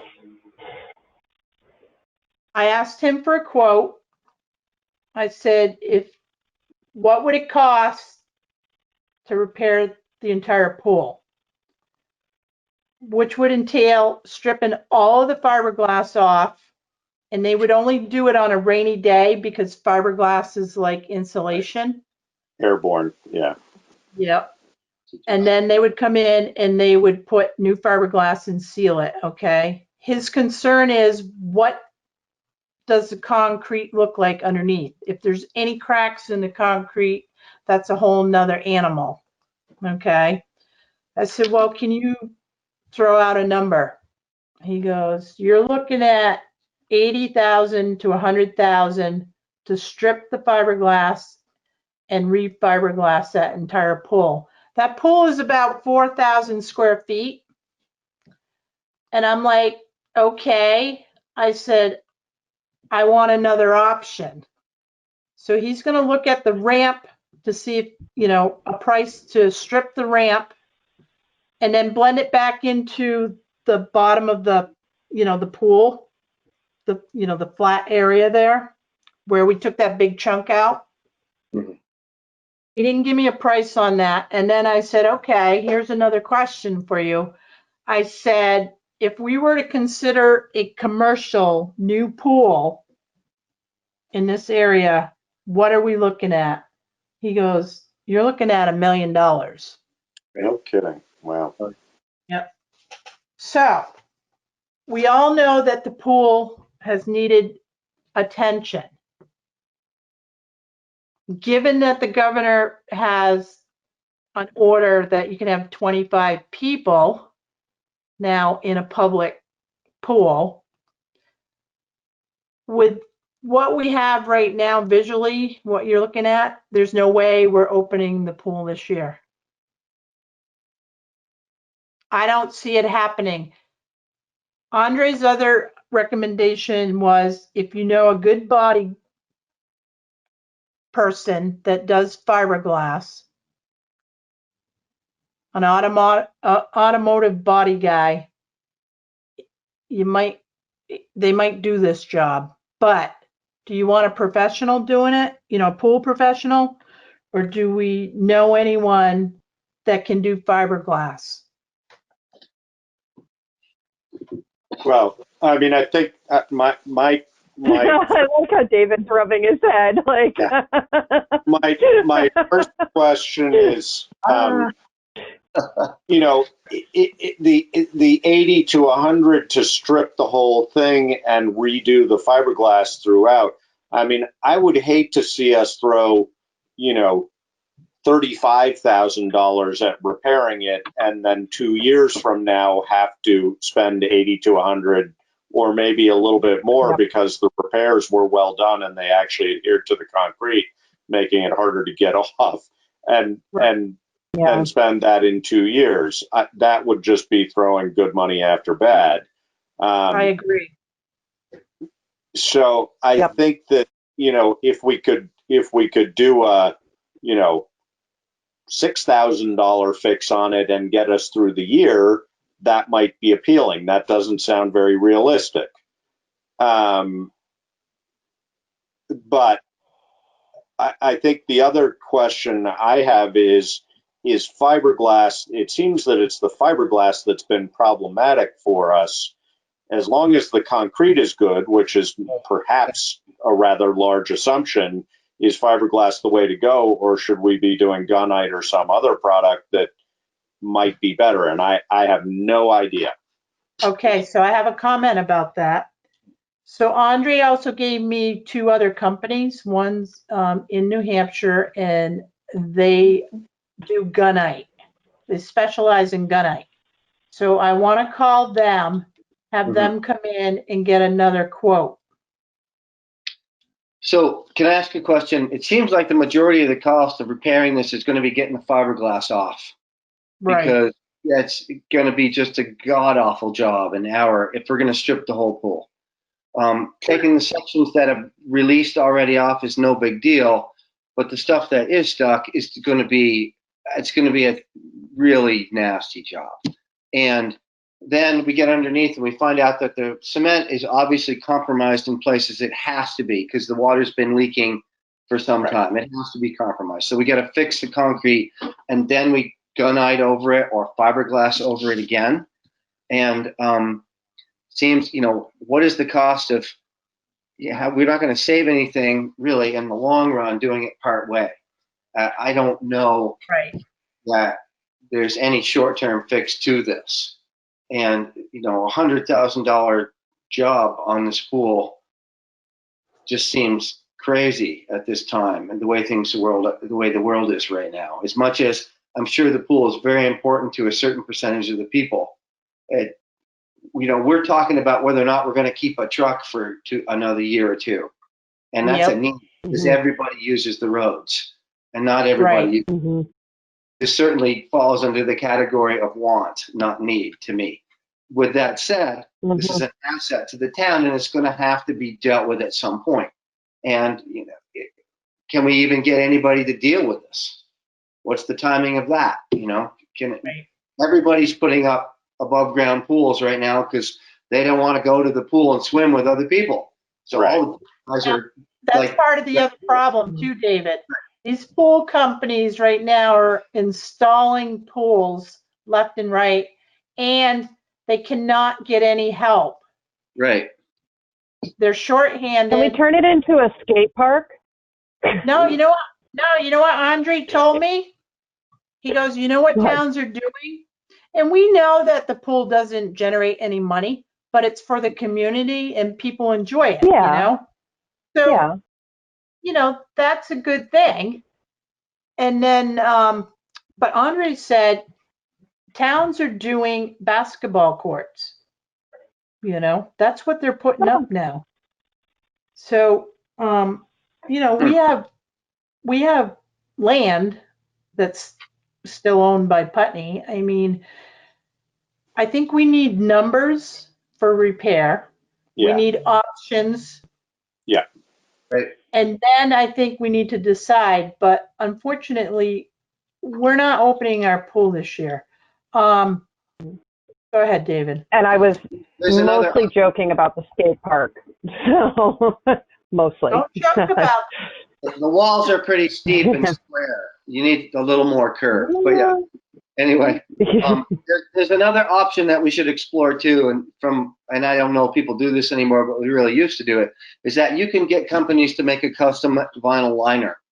And you can basically take the loose pieces off, grind the edges of the areas that are still attached smooth, and get them to make you a vinyl liner that drops into that pool, vacuum the air out from behind it, and fill it with water. And that might be a $3,000 or $4,000 option that we could open the pool up as soon as they get it made, and I could put it in. It would me and one other person. So that's something to explore too, and that might extend the life of that pool by 5 years, or maybe even 10, however long the vinyl liner lasts. I think, David, that you would be looking, and strictly anecdotal, but I know somebody who did that not too long ago on their small residential pool, and it was in that $3,000 category. So I'm guessing you're looking at a $20,000 to $30,000 liner, but again, I have no idea. But I think fabricating something of that scale is not inexpensive. But I agree with you. It's definitely an option we should explore. One thing that occurs to me, and I'm not looking to spend money, but I worry a little bit about. This is the kind of thing, I think we have to look really long term, and I know we're looking long term on a lot of things, but if this pool sits as it is, it's not going to improve. No. If we don't do it this year, that means we don't have a pool next year either, because it's going to take, unless we schedule it for first thing in the spring and it's done, it's going to take a chunk of the summer. I think we just have to be thoughtful about, yes, I think it's unrealistic to think we might be able to do something about this summer, and Right. maybe not such a bad thing, because then it alleviates the whole problem of social distancing, so on and so forth. It Right. might be an opportune time to do work on it that needs to be done. So I think that if we can, for example, with these folks in New Hampshire that do gunite, we can say to them, hey, we don't need this thing done next week, or, even Right. a month or 2 months from now, but we really want to get a quote for what it would cost to do this before the pool season next year. And, what does that look like? Because I don't know. I mean, it's a want, not a need. I do think, though, that an interesting thing about the people that this pool serves is that it does tend to cover a socioeconomic strata that is not otherwise served. I mean, those with their own pool don't go there because they don't need to, because they have their own pool. Right. A lot of people learn to swim in that pool and don't have that many other options for where they might learn to swim. So I do think it does serve a demographic that is a good, I think that's a value of that pool, not unlike the library, that it does serve a certain group of people that maybe deserve to have a pool for a number are of often different underserved. Yeah, exactly. So, so I'm going to suggest that we move on from this, because we really don't have the information to even, I think Karen needs to gather more information. The gunite, the vinyl liner is a great suggestion. And I think that the most important thing coming out of this is messaging it to the town right now, that we're not going to have a pool. There's been a lot of questions about it. And so just getting that out as quickly as possible to people so that they can, I know that it's really hard to get even the little plastic pools out back for your house right now. They're all being bought up. So give them an opportunity to buy them up. Can I also make a comment that, so Katie Iman, who does swim lessons, she's considering doing private lessons. So out of like her house, or either that or, going to somebody's house that has a pool, but okay. She'll put that information out there. And also 2 of the camps that always use our pool in the summertime, the summer camps are not operating this summer. So a lot of summer camps also have been canceled. So I think the timing of this with the whole COVID works in our favor. Yeah, I agree with And that. I also want to look into, we talked about it before, raising money for the pool. And how do we do that as a community? I got to see how you set that up. But, and by spring, Josh, you might be right. We might have the funding where we can just get that pool a whole new facelift, get it what it needs so people can enjoy it again. And I do. So you're going to look into raising money, the different ways that we may possibly be able to fix it, and putting messaging out to the community. Yes. One thing that I would include in messaging in it, I certainly don't have anything comprehensive about this, but there are other nice pools locally. I mean, Walpole has a very nice pool. Bellows Falls has a nice pool. There are There's places. one in Dummerston. It's private, but there's one in Dummerston as well. They're all very restricted right now. So like Brattleboro is opening theirs. Yeah, and they're opening it to Brattleboro residents first. You have to have a reservation for that day. So if it fills up with Brattleboro residents first, Putney residents can't get in. And they're doing a great, if we were opening our pool this year, we would probably be using them as a model for how to do it, because they're doing a great job. But This is it's really restrictive. No, this is Brattleboro. Dummerston has the private pool at campfires, people can join. Oh, right, But yep. they probably have similar measures where it's, you sign up and they give you an hour and it's limited and you can't change there and all of these things. So I'd like to make a comment really quick. This sort of segues into a thought that I've been having. The idea of raising money along with the idea of people, thinking about what it is they could do without or becoming more comfortable with their road not being plowed as quickly. There's some message that we could send to the community, because we have a community that has a lot of people who have the capacity to be generous. And if there was a way we could send a message that, there are things that are needed by people of a different demographic, and here is a way that you might be able to contribute that would not only serve them, but make you feel really good, and send it in a way to create a cohesion in the community, so that we're all pulling together during this time that's harder, lessen the burden for everyone. I don't know how that works. This isn't my strong suit, but the idea occurs to me that there probably are lots of people who would like to be generous, who can be. And, maybe the pool is one of the ways. And so some way to communicate. Well, we saw that with the library. Yeah. Right. Yeah. Well, yep. Okay. Forest for Learning status. So we have nothing new on that. I'm going to keep it on the agenda for every meeting, and then, because I don't want to lose sight of it, especially if something comes in on a Tuesday. So right now, Bob Fisher has Larry's recommendations to put that language into the deed and then work on that agreement by changing some of the bylaw language. So it's sitting with Bob Fisher's office right now. Okay. All right. Do you want to put that on the agenda next week too, just in case? Not really, because if we're supposed to be doing emergency management meetings, I don't really want to keep tying municipal stuff. Yeah. Yeah, I hear that, and it feels like this is okay. We can, if it does come up, we have all agreed that we would call an emergency meeting for it. Yeah. Kind of depends on whether or not he responds to Larry, right? I mean, if we don't get any feedback from him, there's no point. Right. Yeah.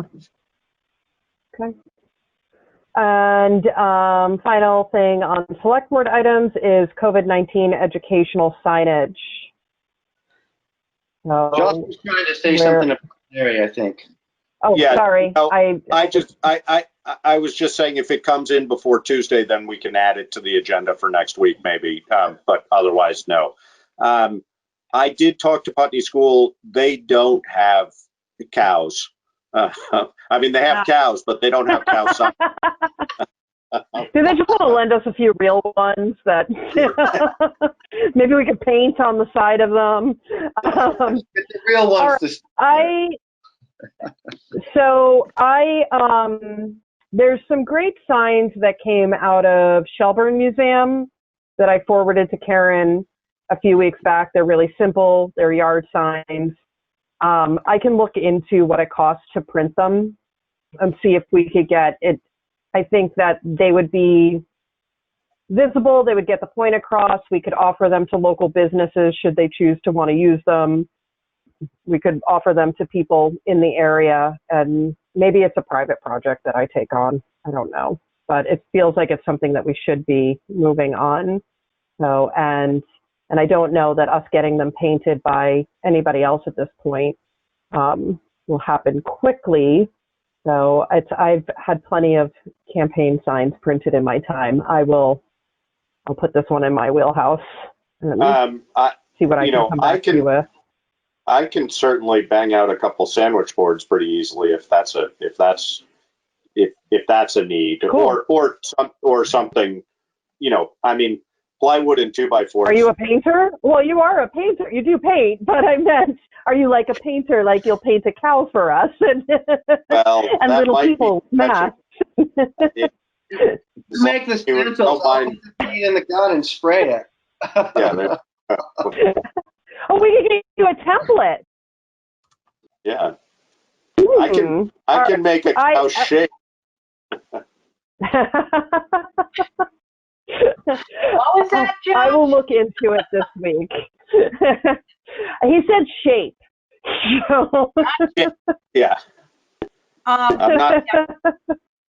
I was looking for the sign, but I don't have it, Laura. Let me see if I can pull it up. Because I was going to pull it up so I could show everyone, but I just saw it too. I just recently. Like this week, I saw it. But. Yeah, it's become kind of a commonplace sign. And they're not that big. And you can move them, which is good. Yeah, I like that. And you can also get them biodegradable. So, but I don't want to. Okay, back to our meeting.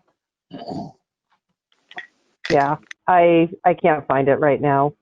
But, well, here's something similar, but no, it's not. It has 2 calves in it. Anyways, all right, moving on. Town manager's report.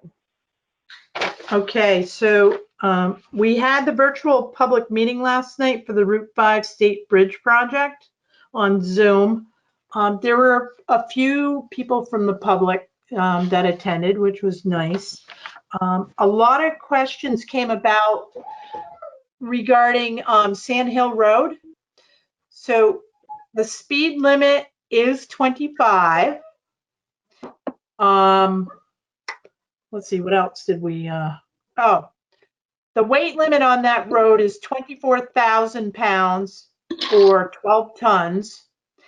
And everybody refers to the bridge, which is actually a box culvert.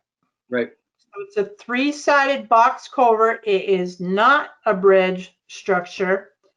And Brian informed me that structure can take a load weight of 100,000 pounds.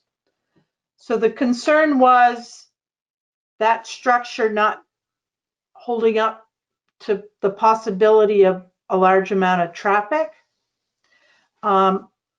Residents are concerned about speed. How are we going to monitor that? And again, big trucks. So I informed the public that tractor trailer trucks will need to go up 91, get off in Westminster, come down Route 5 to enter Soundview on the back side. The current bus, they were also at the meeting. So the current Route 53 bus will run down Sand Hill. So they're not going to go around, but they will be running back and forth on Sand Hill. FedEx, UPS. How many trips do they do a day? I don't know, but I can find out, 2? Laura. I think. I think they have a route schedule. We could probably look it up, but they do. I just thought maybe it was information that was shared at that meeting that you knew offhand. They're just doing food delivery right now, though, right? So they probably just do their route once a day. I thought the current was still running. Oh, the current. Sorry, I thought you were talking school buses. Yeah. No. Sorry. I don't know. And by the time this comes, school buses will be done. Yeah, They're always done. They have, So the bridge. Does anyone put a weight limit sign up on the Westminster West Road end of Sand Hill? Because I don't think there's one there. I'll make sure there's going to be weight signage and speed limit. And I'm going to talk to Brian about the speed limit flashers. If we can, maybe Brattleboro might have those.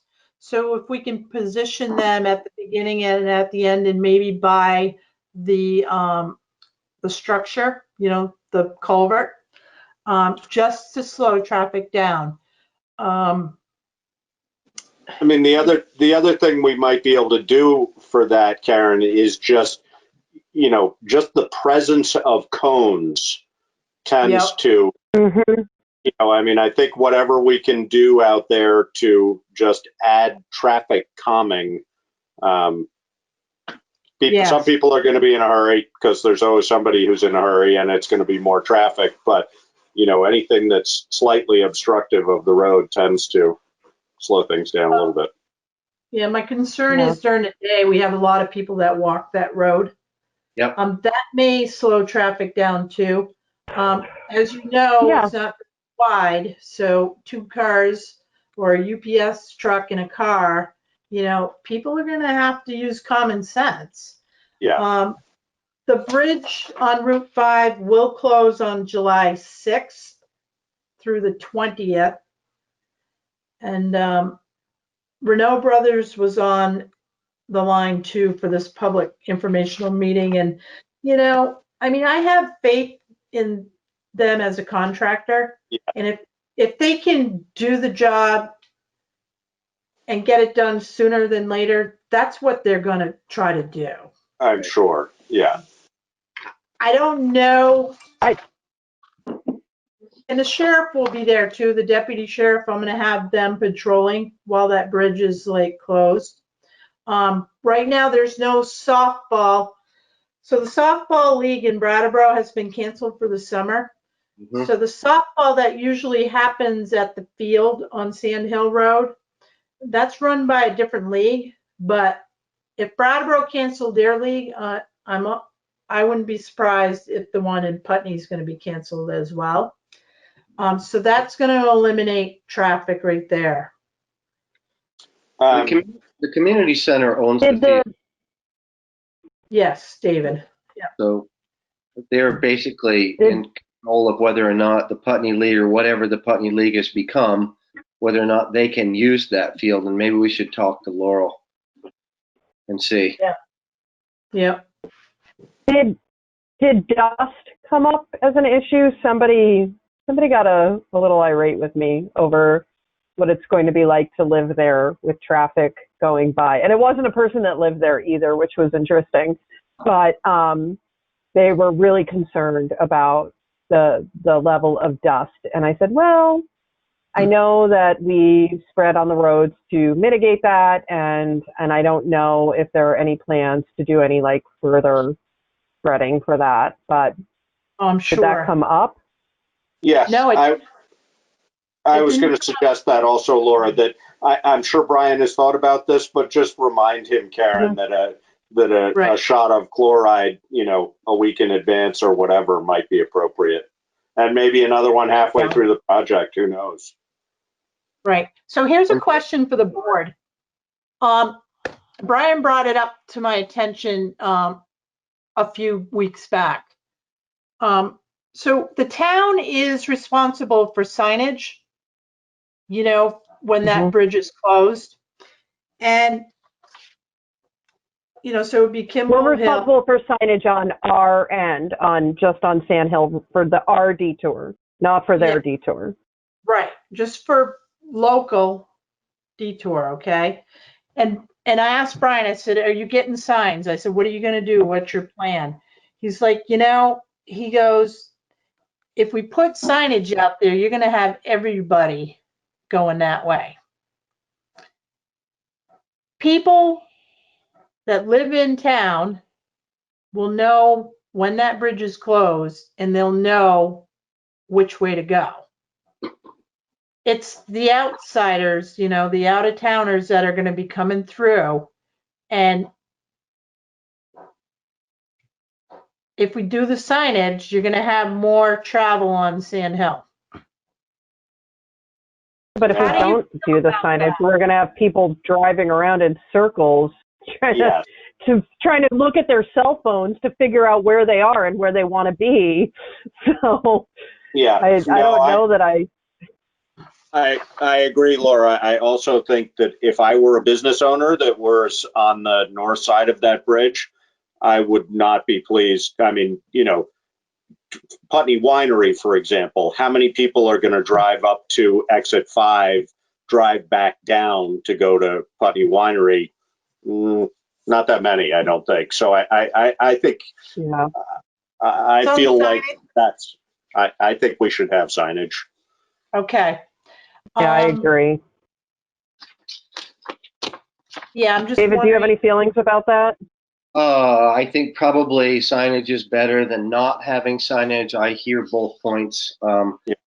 I don't have any experience with this. I'm totally happy to go with whoever knows more about it than I do. So. Well, the whole thing too is, it could be a liability if we don't sign. Yes. Yeah, So especially if somebody's looking at their cell phone trying to figure out where they are and they crash. Not that that's on us, but it could, there's, yeah. Well, and depending on Google, you're going to end up with people on both ends of East Putney Brook Road not knowing where they're going. Yeah. I mean, I just think that, there's a bunch of old trails and so on that people say, oh, looks like you can go this way. And you don't want to do that. You can't get there from here. Yeah. Speaking of signage, this, I don't know if you can see this, but this is the sign. There it is. Yeah. So it's just a yard sign. It's good that it's appropriate. That it's a brown Swiss, because if they were talking Holsteins, that wouldn't be accurate. It would really be more like 9 to 10. 15, so. The Shelburne Museum knows what they're doing. Yes. So, we they know their jerseys cows. around here too. Jerseys are fair. All right. So that's all I had on the Route 5 bridge. So we get weekly updates too, and we're putting them on the website. So if anybody has questions, they can always call me too. Listers update. So there were no tax grievances, and this is the second year in a row. Wow. Yeah. That's always a positive note. So I wanted to share that with you. The tax sale and utilities report status. I gave you an updated report. Did you see it? No. No? Yeah. I didn't see it in my packet. No. No, I didn't either. Did you add that later on? Walls behind you. What? Let me see. I'm giving Josh heck for the wall behind him that he needs to finish. Hang on a minute. Let me story see about the children being barefoot.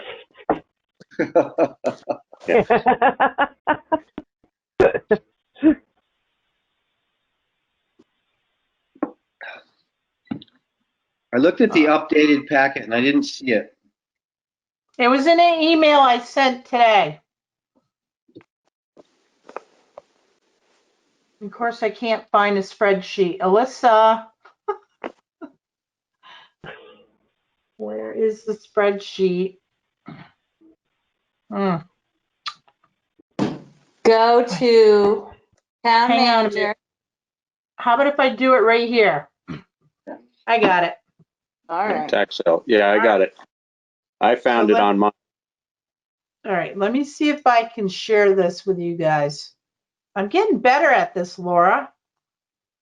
I'm You're scaring getting really myself. good at it, Karen. I'm scaring myself. All right. Whoa. So here it is on the screen. Can you all see that? Okay, thank you, Karen. You're welcome. So how about if we do this?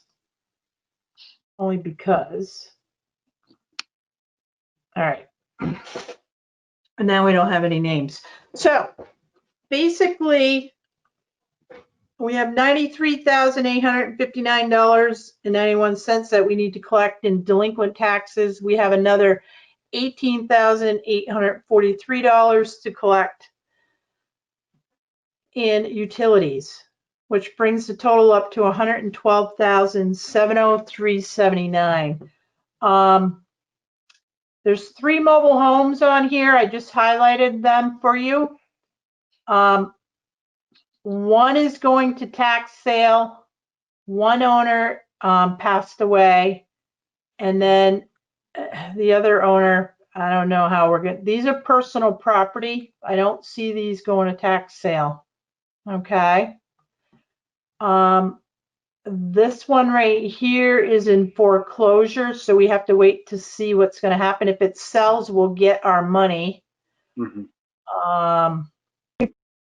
And then we had one person already pay 1 year off.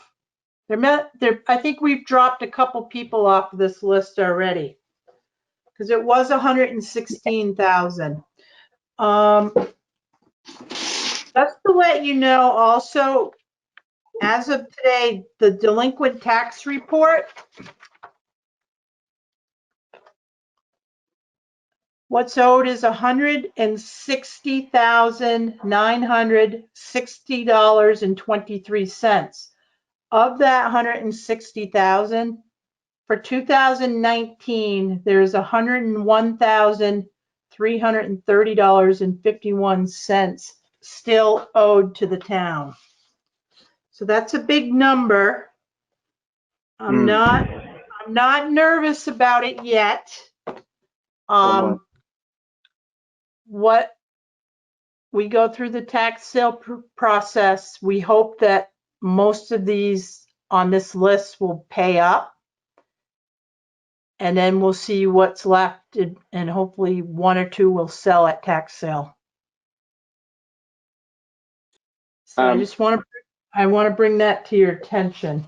Karen, I don't know whether this is even a remote possibility, but I know that there have been efforts in some parts, and I think Wyndham Windsor has been part of this, to purchase certain lots within trailer parks. I talked to them today, Josh. Yeah, and those homes that are in there, which 2 are on this list right now. Oh, are they? Okay. No one really should be living in them. Right. Well, yeah. No, I know. I'm wondering, I mean, okay. So Wyndham Windsor is not potentially interested in purchasing and upgrading, because I know there's at least one home in that neighborhood where they did that. There was an effort with the group called Vermont, which is a high efficiency home program. Yeah. But if you spoke to them, then they're probably not interested. Well, the thing though, that's a good point, because I might revisit that conversation with them, because this one that's highlighted, Josh, so for $323.16, if Wyndham Windsor Housing bought that trailer, they can move it out. And it's the same with this one right here for $537. So for less than $1,000, well, it'll be a little more than $1,000 because you'll have legal costs too. But they could buy those at tax sale. The problem is they bought one up in Rockingham one year, and it cost them $10,000 to get rid of it. To get rid of it. Right. Yeah, it had asbestos in it. So these are older mobile homes, but I'm going to have a conversation again with them. But my recollection, and correct me if I'm wrong, is if they were to purchase it, they'd be purchasing the mobile home, not the lot that it's on. Is that correct or not? That is correct, because Wyndham Windsor Housing owns the land underneath the mobile home. It does. Okay. Yes. Well, you know, I mean, it might be worth having a conversation with them. And also, you know, we have in the past ended up, you know, with not specific to Locust Lane that I can remember, but in a couple of instances, the town has ended up having to undertake that cost for disposal. And maybe we can figure something out with Wyndham Windsor where there's some sharing of that or somewhere, you know, I mean, it's not doing us any good having it sitting here on the delinquent tax list. No. So, you know, if there's a Right. way that we can encourage them and it's to our benefit, that might be a good thing. Because All right. otherwise, ultimately, we're going to end up owning, I mean, Personal property that we don't want. Correct. exactly. So, Yeah. And I'd be willing to work with them so they could clean up, Locust Lane. right, And exactly. put in better homes and, I think that would be in all of our interest. Yeah. Right. Yeah. So that's where we're at with this right here. June 11th is the deadline for people to reach out to me. And then after that, I'll send the list over to the attorney and he'll start doing his title research and we'll see what happens. Yeah, the thing that concerns me with that number you brought up from 2019 is that when we get to the end of this tax year, if we haven't cleaned some of that up, and I'm not saying this is for lack of effort, but the volume of our tax sale next year is potentially going to be much more significant. Yeah, and I agree with you too, Josh. And I just want to make a comment too that so our tax policy is if you're delinquent 1 year, we can send you to tax sale. Yes. And I wait 2 years, to give people the opportunity to pay. So, but I can't give them any more than that. No, and this may be an example, just with the likely year ahead of us. This may be an example where that 2 years becomes an unfortunate aspect for a number of people, Right. just because getting that much Right. further behind in an otherwise bad year is tricky. But yeah, and we're not doing them any favors by letting that happen. No. So I just wanted to update you with that. Let me see if I can get back into my meeting here. Where is everybody?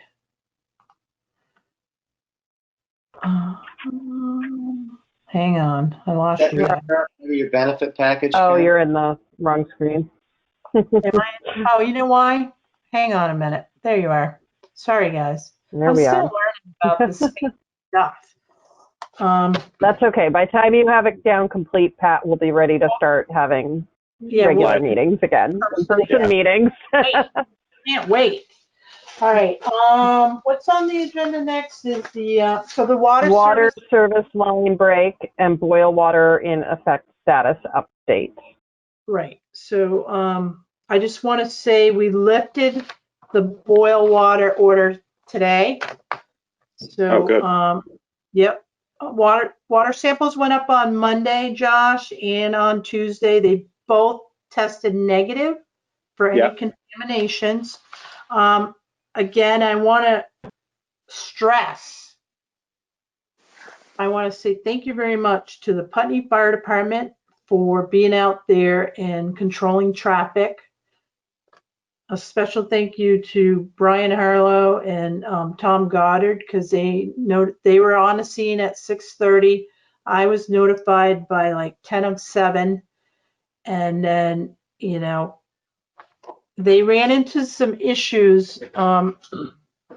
Once they isolated the break, they actually didn't have all of the parts, so they were chasing parts for a while. And Joe Tetro, too, was instrumental, too, in getting this break isolated and repaired. Chris Hayes came down from Waterbury. I know there was a guy that came down from Proctor, Vermont with parts. And it was a long night for them. And some of it was standing around waiting for parts or looking to get parts. The other thing, too, Brian needed to get was a pavement cutter, so he could cut into the pavement. We don't own a piece of equipment like that. Usually you have to rent one. Now, Brian said to me, I go, Brian, how much does that cost? He's like, $1,600. I'm like, well, how come we don't have one? He's like, because we were told not to get one. And I'm like, well, if we need it, and we can use it, and other towns might be able to use it too, why would we not invest $1,600 in a piece of equipment like that? So these are things that I'm learning. And Joe said the same thing. I'm like, Joe, how come we don't have parts for the service line? You're telling me we have parts for the water main, but we have no parts for the service line. He goes, we were told not to keep any parts on hand. I'm like, well, that doesn't make any sense to me. So you guys kind of stood around waiting for people to bring you parts, and we could have had them, you know, in stock. So I think we need to be considerate, you know, especially now with an aging water system, that, you know, we do have some parts, you know, if they're feasible, why not carry them? Is there any reason not to carry them? Well, the only reason I can imagine, and I don't know, is that if there were, for example, 12 different types of service lines, that would require us to stock, you know, X times 12 number of different parts. That doesn't seem that might not ever get used. Yeah. You know, if there's a small, if there's only two different types of service line and it's always the, you know, whatever, the valve or the coupling or this or that breaks, then yes, we should certainly have some of those, but we certainly should not invest in parts that are likely to either be obsolete or never get used, because that's just a waste of money. So. Well, yeah, I guess I'd be curious why he was told not to invest in those parts. There must have been some reasoning behind it. Maybe it was exactly as you're saying, Josh. I don't know. So, David, I'm sorry, you were saying? The availability of the parts plays a big role in it too. You know, if there's parts available in Keene or Brattleboro, how many times is the water main going to break at, you know, 9 o'clock at night? And if you can let somebody else do the stocking and you're going to get them within 12 hours, then let them do the stocking, of course. I mean, in any business. But if you can't get them, if you have to go to Waterbury to get them, well, that's another story. Yeah. I talked to Brian at length this week and Tom about, you know, I know nothing about the water system, so I tried to get them to give me a general picture of what it's like. 12-inch mains that break down to 8, that break down to 6, that break down to 4-inch. I know. It's crazy. Well, they have to break down the further they are from the source to keep the pressure up. But and so you would have to stock all those different diameters, and then service lines that curb stops that run out at 6-inch and then change from there down to 2 and then change down to 1. So Josh's point is right. We'd be stocking a whole bunch of different diameter, you know, whatever schedule 80, you know, PVC pipe that is, and you know, it could add up.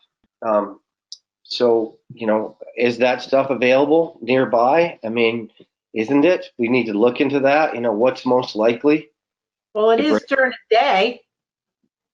Right. So maybe that's part of getting people to understand that they aren't going to get their plumbing fixed until 8 o'clock the next day. I mean, come on, you know, I mean, no one's going to die if their water's shut off while they're sleeping. I mean, well, I beg to differ because. No, I want to add another question to this conversation based on, and basically exactly what you're saying, David, and also on the responses of folks to how we communicated this as a town.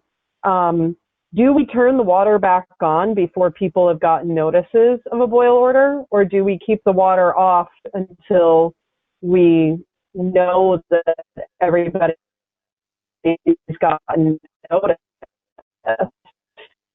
Convenient for people to get, folks didn't get the message, and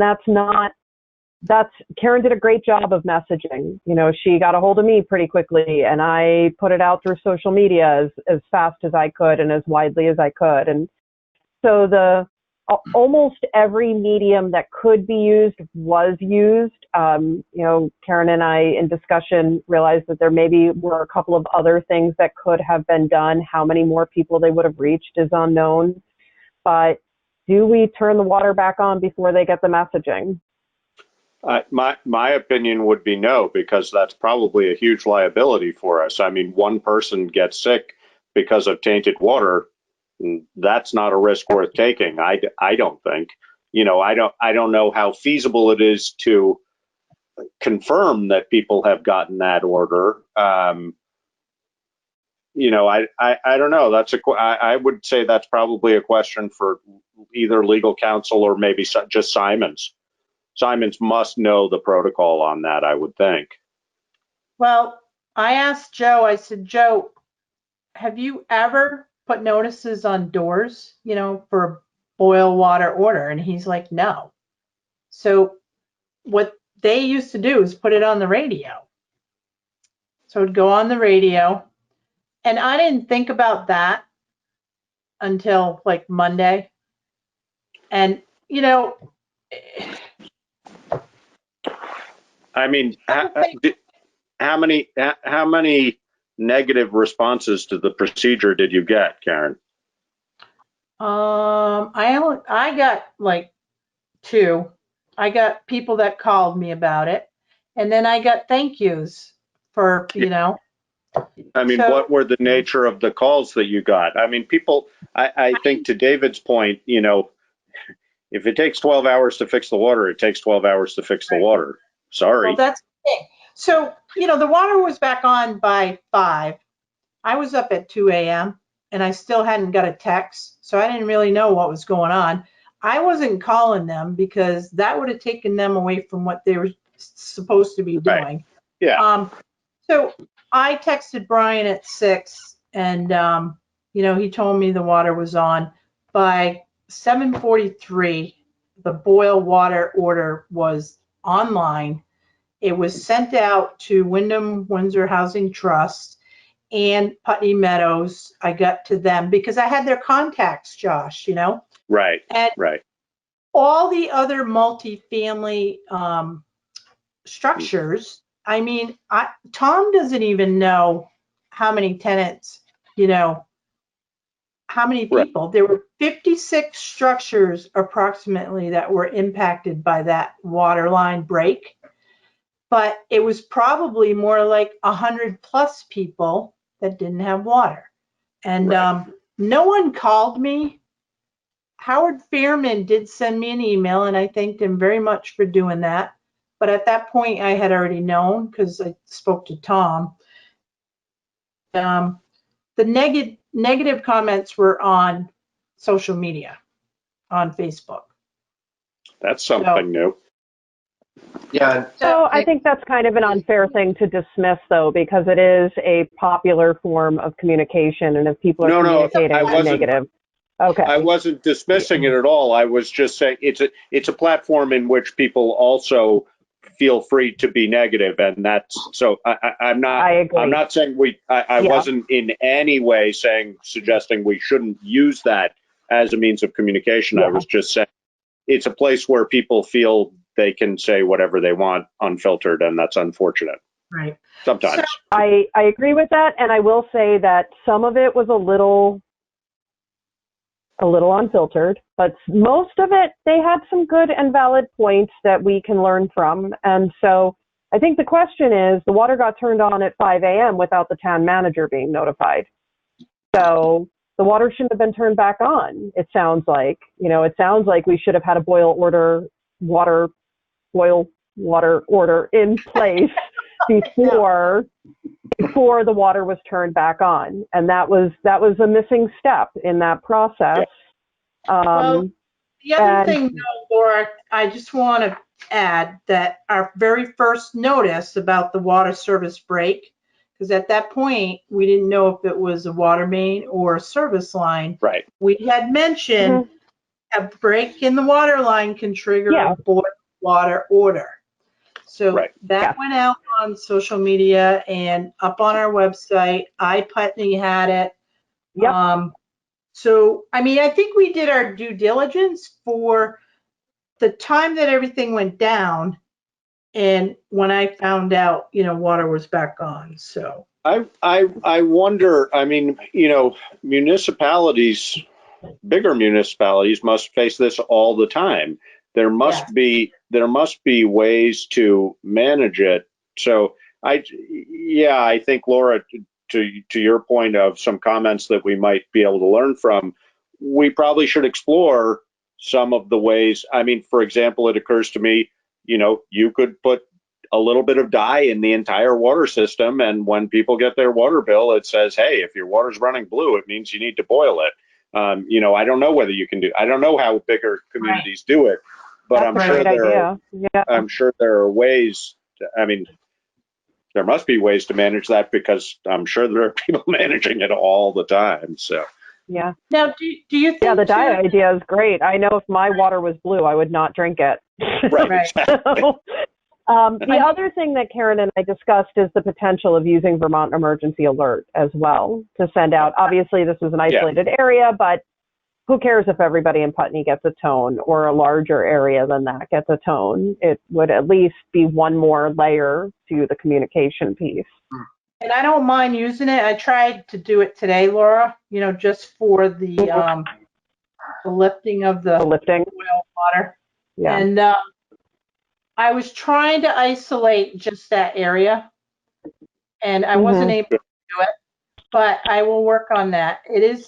That's a good resource, but it's only good for those who sign up for it. Right. I mean, short of going door to door, there's really only so much you can do. Right. There's got to be what I messaged, I'm sorry, David, go ahead. There's, of course, we have a responsibility to keep people safe and to notify them if there's a problem. But they have a responsibility to be in tune. If you're going to be dependent on somebody else for your water or for anything else, then you need to have your ear to the track some too. It seems like this got done very well in every way, except for communicating to Karen that the water had been turned back on. And I mean, I don't do social media, so I don't know what got said, but it seems like in this community, there's no reason for people to go around using unfiltered comments on social media because things happen in a way that wasn't best for them. I mean, I wouldn't say that they were unfiltered. I think that people had valid points. They woke up, they didn't know their water was off, they started drinking it. That's a valid point. I might be a little, my feathers might be a little ruffled too if I felt like I hadn't been communicated with and I had been drinking water that was potentially tainted. We know from the testing it's fine. So, there's a lot of lessons to be learned in this. And I did point out to folks that, hey, Karen's really great about getting everything up on the website every time something happens. And if you notice that your water's off, check the website, because there's likely a message on it that's telling you what's going on. I think that all things said and done, this was handled really well, and all's well that ends well, but there is room for improvement as we go forward. It was a learning experience for me. So absolutely. I know now, what to do, and maybe it's an automatic when we have a break that we automatically just boil water. Yeah, Probably. I think that better to be safe. Right. Yeah, no, and I think that you could also, comfortably issue that for the whole system, and then update that when we know what's going on. I mean, and like using the alert system. Yeah, like you said, I mean, if more people know than need to, too bad to wake somebody up, certainly, but probably better to err on that side than not, I would think. Yep. Yeah, and I also pointed out to people that were saying like we should have gone door to door, that everybody that we would have asked to do door to door had been up until 5 a.m. working on the water lines. It would have been dangerous to have them go door to door. So we will work on better communication going forward, but I don't see this as, I think that I'm grateful to Karen for the job that she did and all that were involved. Well, I'm grateful to everybody that was on the scene and the residents who called me and said thank you, and they had questions, and it, you know, it all turned out well. It would be, to Josh's point, it would be great if we could get in touch with a municipality like Brattleboro and find out what their procedures are when things like this happen. Yeah. I don't think they go door to door either, by the way. No. I certainly wouldn't think so. No, I mean, it occurs to me maybe some variation on a phone tree, but of course nobody has stationary phones anymore. So the validity of that would be pretty limited in this day and age, I would think. Well, the funny thing is on the radio comments and the emergency management system, even in thinking of that, most folks that I know that actually get those alerts are getting them online through either through going to the radio station and checking updates because they're used to doing that for snow days for their kids, or through social media. So like I do feel like we did capture the majority of people as quickly as we could with updates, and it's unfortunate that some were missed. I would lean a little bit on Simon's, Karen, because Simon's for information. I mean, they run a lot of municipal systems. They should know how to do this. Mm-hmm. Oh, no, they were, Yeah. you know, Chris came down and, you know, Joe and I had a conversation too. It was Monday morning. We were in the parking lot, Joe and I and Brian, you know, and that was like that 9 o'clock, you know, and I know Joe had mentioned radios, you know, get it on the radio. And I'm like, so it must have just gone over my head. And I was just like, but. Yeah, I mean, I wouldn't, you know, Joe, not that he wouldn't have had the instruction about it, but, you know, somebody like Chris who's working with those bigger systems more often, I'm just, there must be protocols for this, and we should just find out what they are. And I'll call Chris. And, yeah. I'll call Dan Tyler. I'm good, but thank you, everyone. Thank you. Thank you. Warrants. Okay, I'll make a motion to approve and execute the warrants as presented. And I'll second that. How was your nap, David? It was not a nap, believe me. I fell asleep doing that. We're not done with this motion. It's been moved and seconded. Is there any discussion? Hearing no discussion, all in favor? Aye. Aye. All right, payroll warrant dated June 5th in the amount of $15,914.33. Do you guys want me to pull that up? No. It's on your email. You should have it in an email. We've already seen it. Okay, good. I saw this.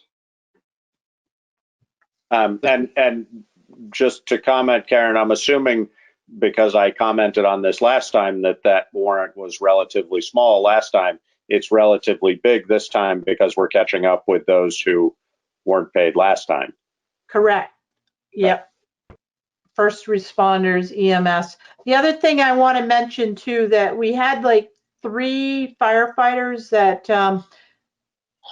had substantial hours, and I think it was because when Tom was on vacation, they filled in. Right. So, yeah.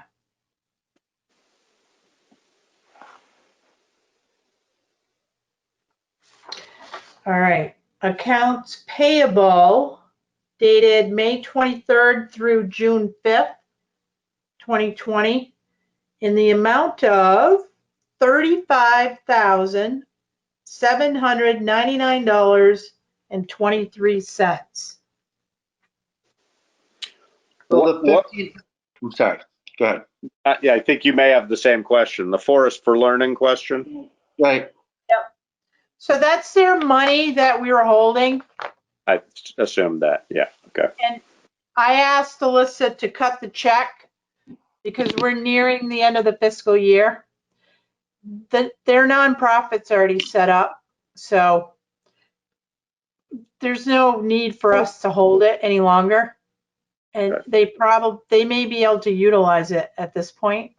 And I think that money came from the school It did. originally? Yeah, Yeah. okay. Yeah. So they Okay. ended up $18,000 from the school, and they had a few expenses. I think most of it was attorney expenses, and then they set up a website. So that's why it's $15,280.60. So you have been, just to clarify this, you have you've doled out funds to them throughout this process. Yeah, I think it was like less than $3,000. So whatever the difference I is. guess my point is that there was in previous conversation, and I feel like it's an important point to make, in previous conversation, there was insinuation that we were kind of holding onto this money and that it wouldn't be released unless we had signed this documentation. I'm really glad to hear that they have received money as they've needed it and that we've turned it all over to them. That's comforting in my world. Lionel called me on 2 occasions, I think, and asked if we could cut the checks, and we did. So. All right. Thank you for that. You're welcome. I'm just curious what we're paying Ann Carey for. Ann Carey had some expenses for, it was a renewal for a membership, and there was something else. Alyssa. No, I think I might have it in here. It was the trail maps. Oh, the trail maps. Okay, that makes sense. Yep. Yep. Thank What you. is- That was the What is Wex Bank? What do we That pay is, them? those are the gas cards, the gas credit cards for the highway department and the fire department. They handle that account, okay. Yes, they do. And Zaluzny, Karen, was that closing out something on the sidewalk? Yeah, good question, Josh. That is the final payment on the sidewalk project. Good.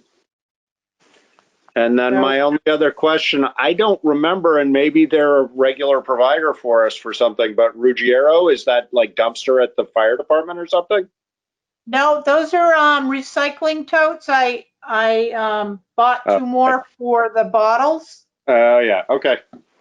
Yeah, just to let you know, Jules is doing a wonderful job, and that barn is half full of redeemable bottles and cans. And the bikes are all gone? The bikes are all gone. Good. There are some old file cabinets that we tossed in the back of the highway truck over the weekend. And there's an old like gas stove top still in the barn. But somebody may recycle that. Yeah, I have to do a metals run before long. If I remember, I'll grab it. Okay. Will you remind me what day he does that on? Like what day he goes through the bottles and takes care of them all? It changes based on his schedule. Okay. And right now, go ahead. Oh, no, I was just going to say we have a slew of them. We've been saving and saving and saving. And so I would ideally like to time it well for him. Yeah. Yeah, I can give you his number or his email, and then maybe you can coordinate with him. That'd probably be best. That'd be great. Okay. So yeah, it's actually it's a long period of time's worth. So it's quite the collection. So, luckily we have space where we can store stuff like that. All right. All right. So any other business? No. Fantastic. Do we need an executive session? We do not. Excellent. Our next meeting date is June 17th for our regular meetings at 5:30. And next week we will meet at 5 o'clock on the 10th. Do I hear a motion to adjourn? Motion to adjourn. And seconded. And moved and seconded. Is there any discussion? All right. All in favor? Aye. Aye. Thank you, All right. everyone. Thanks all.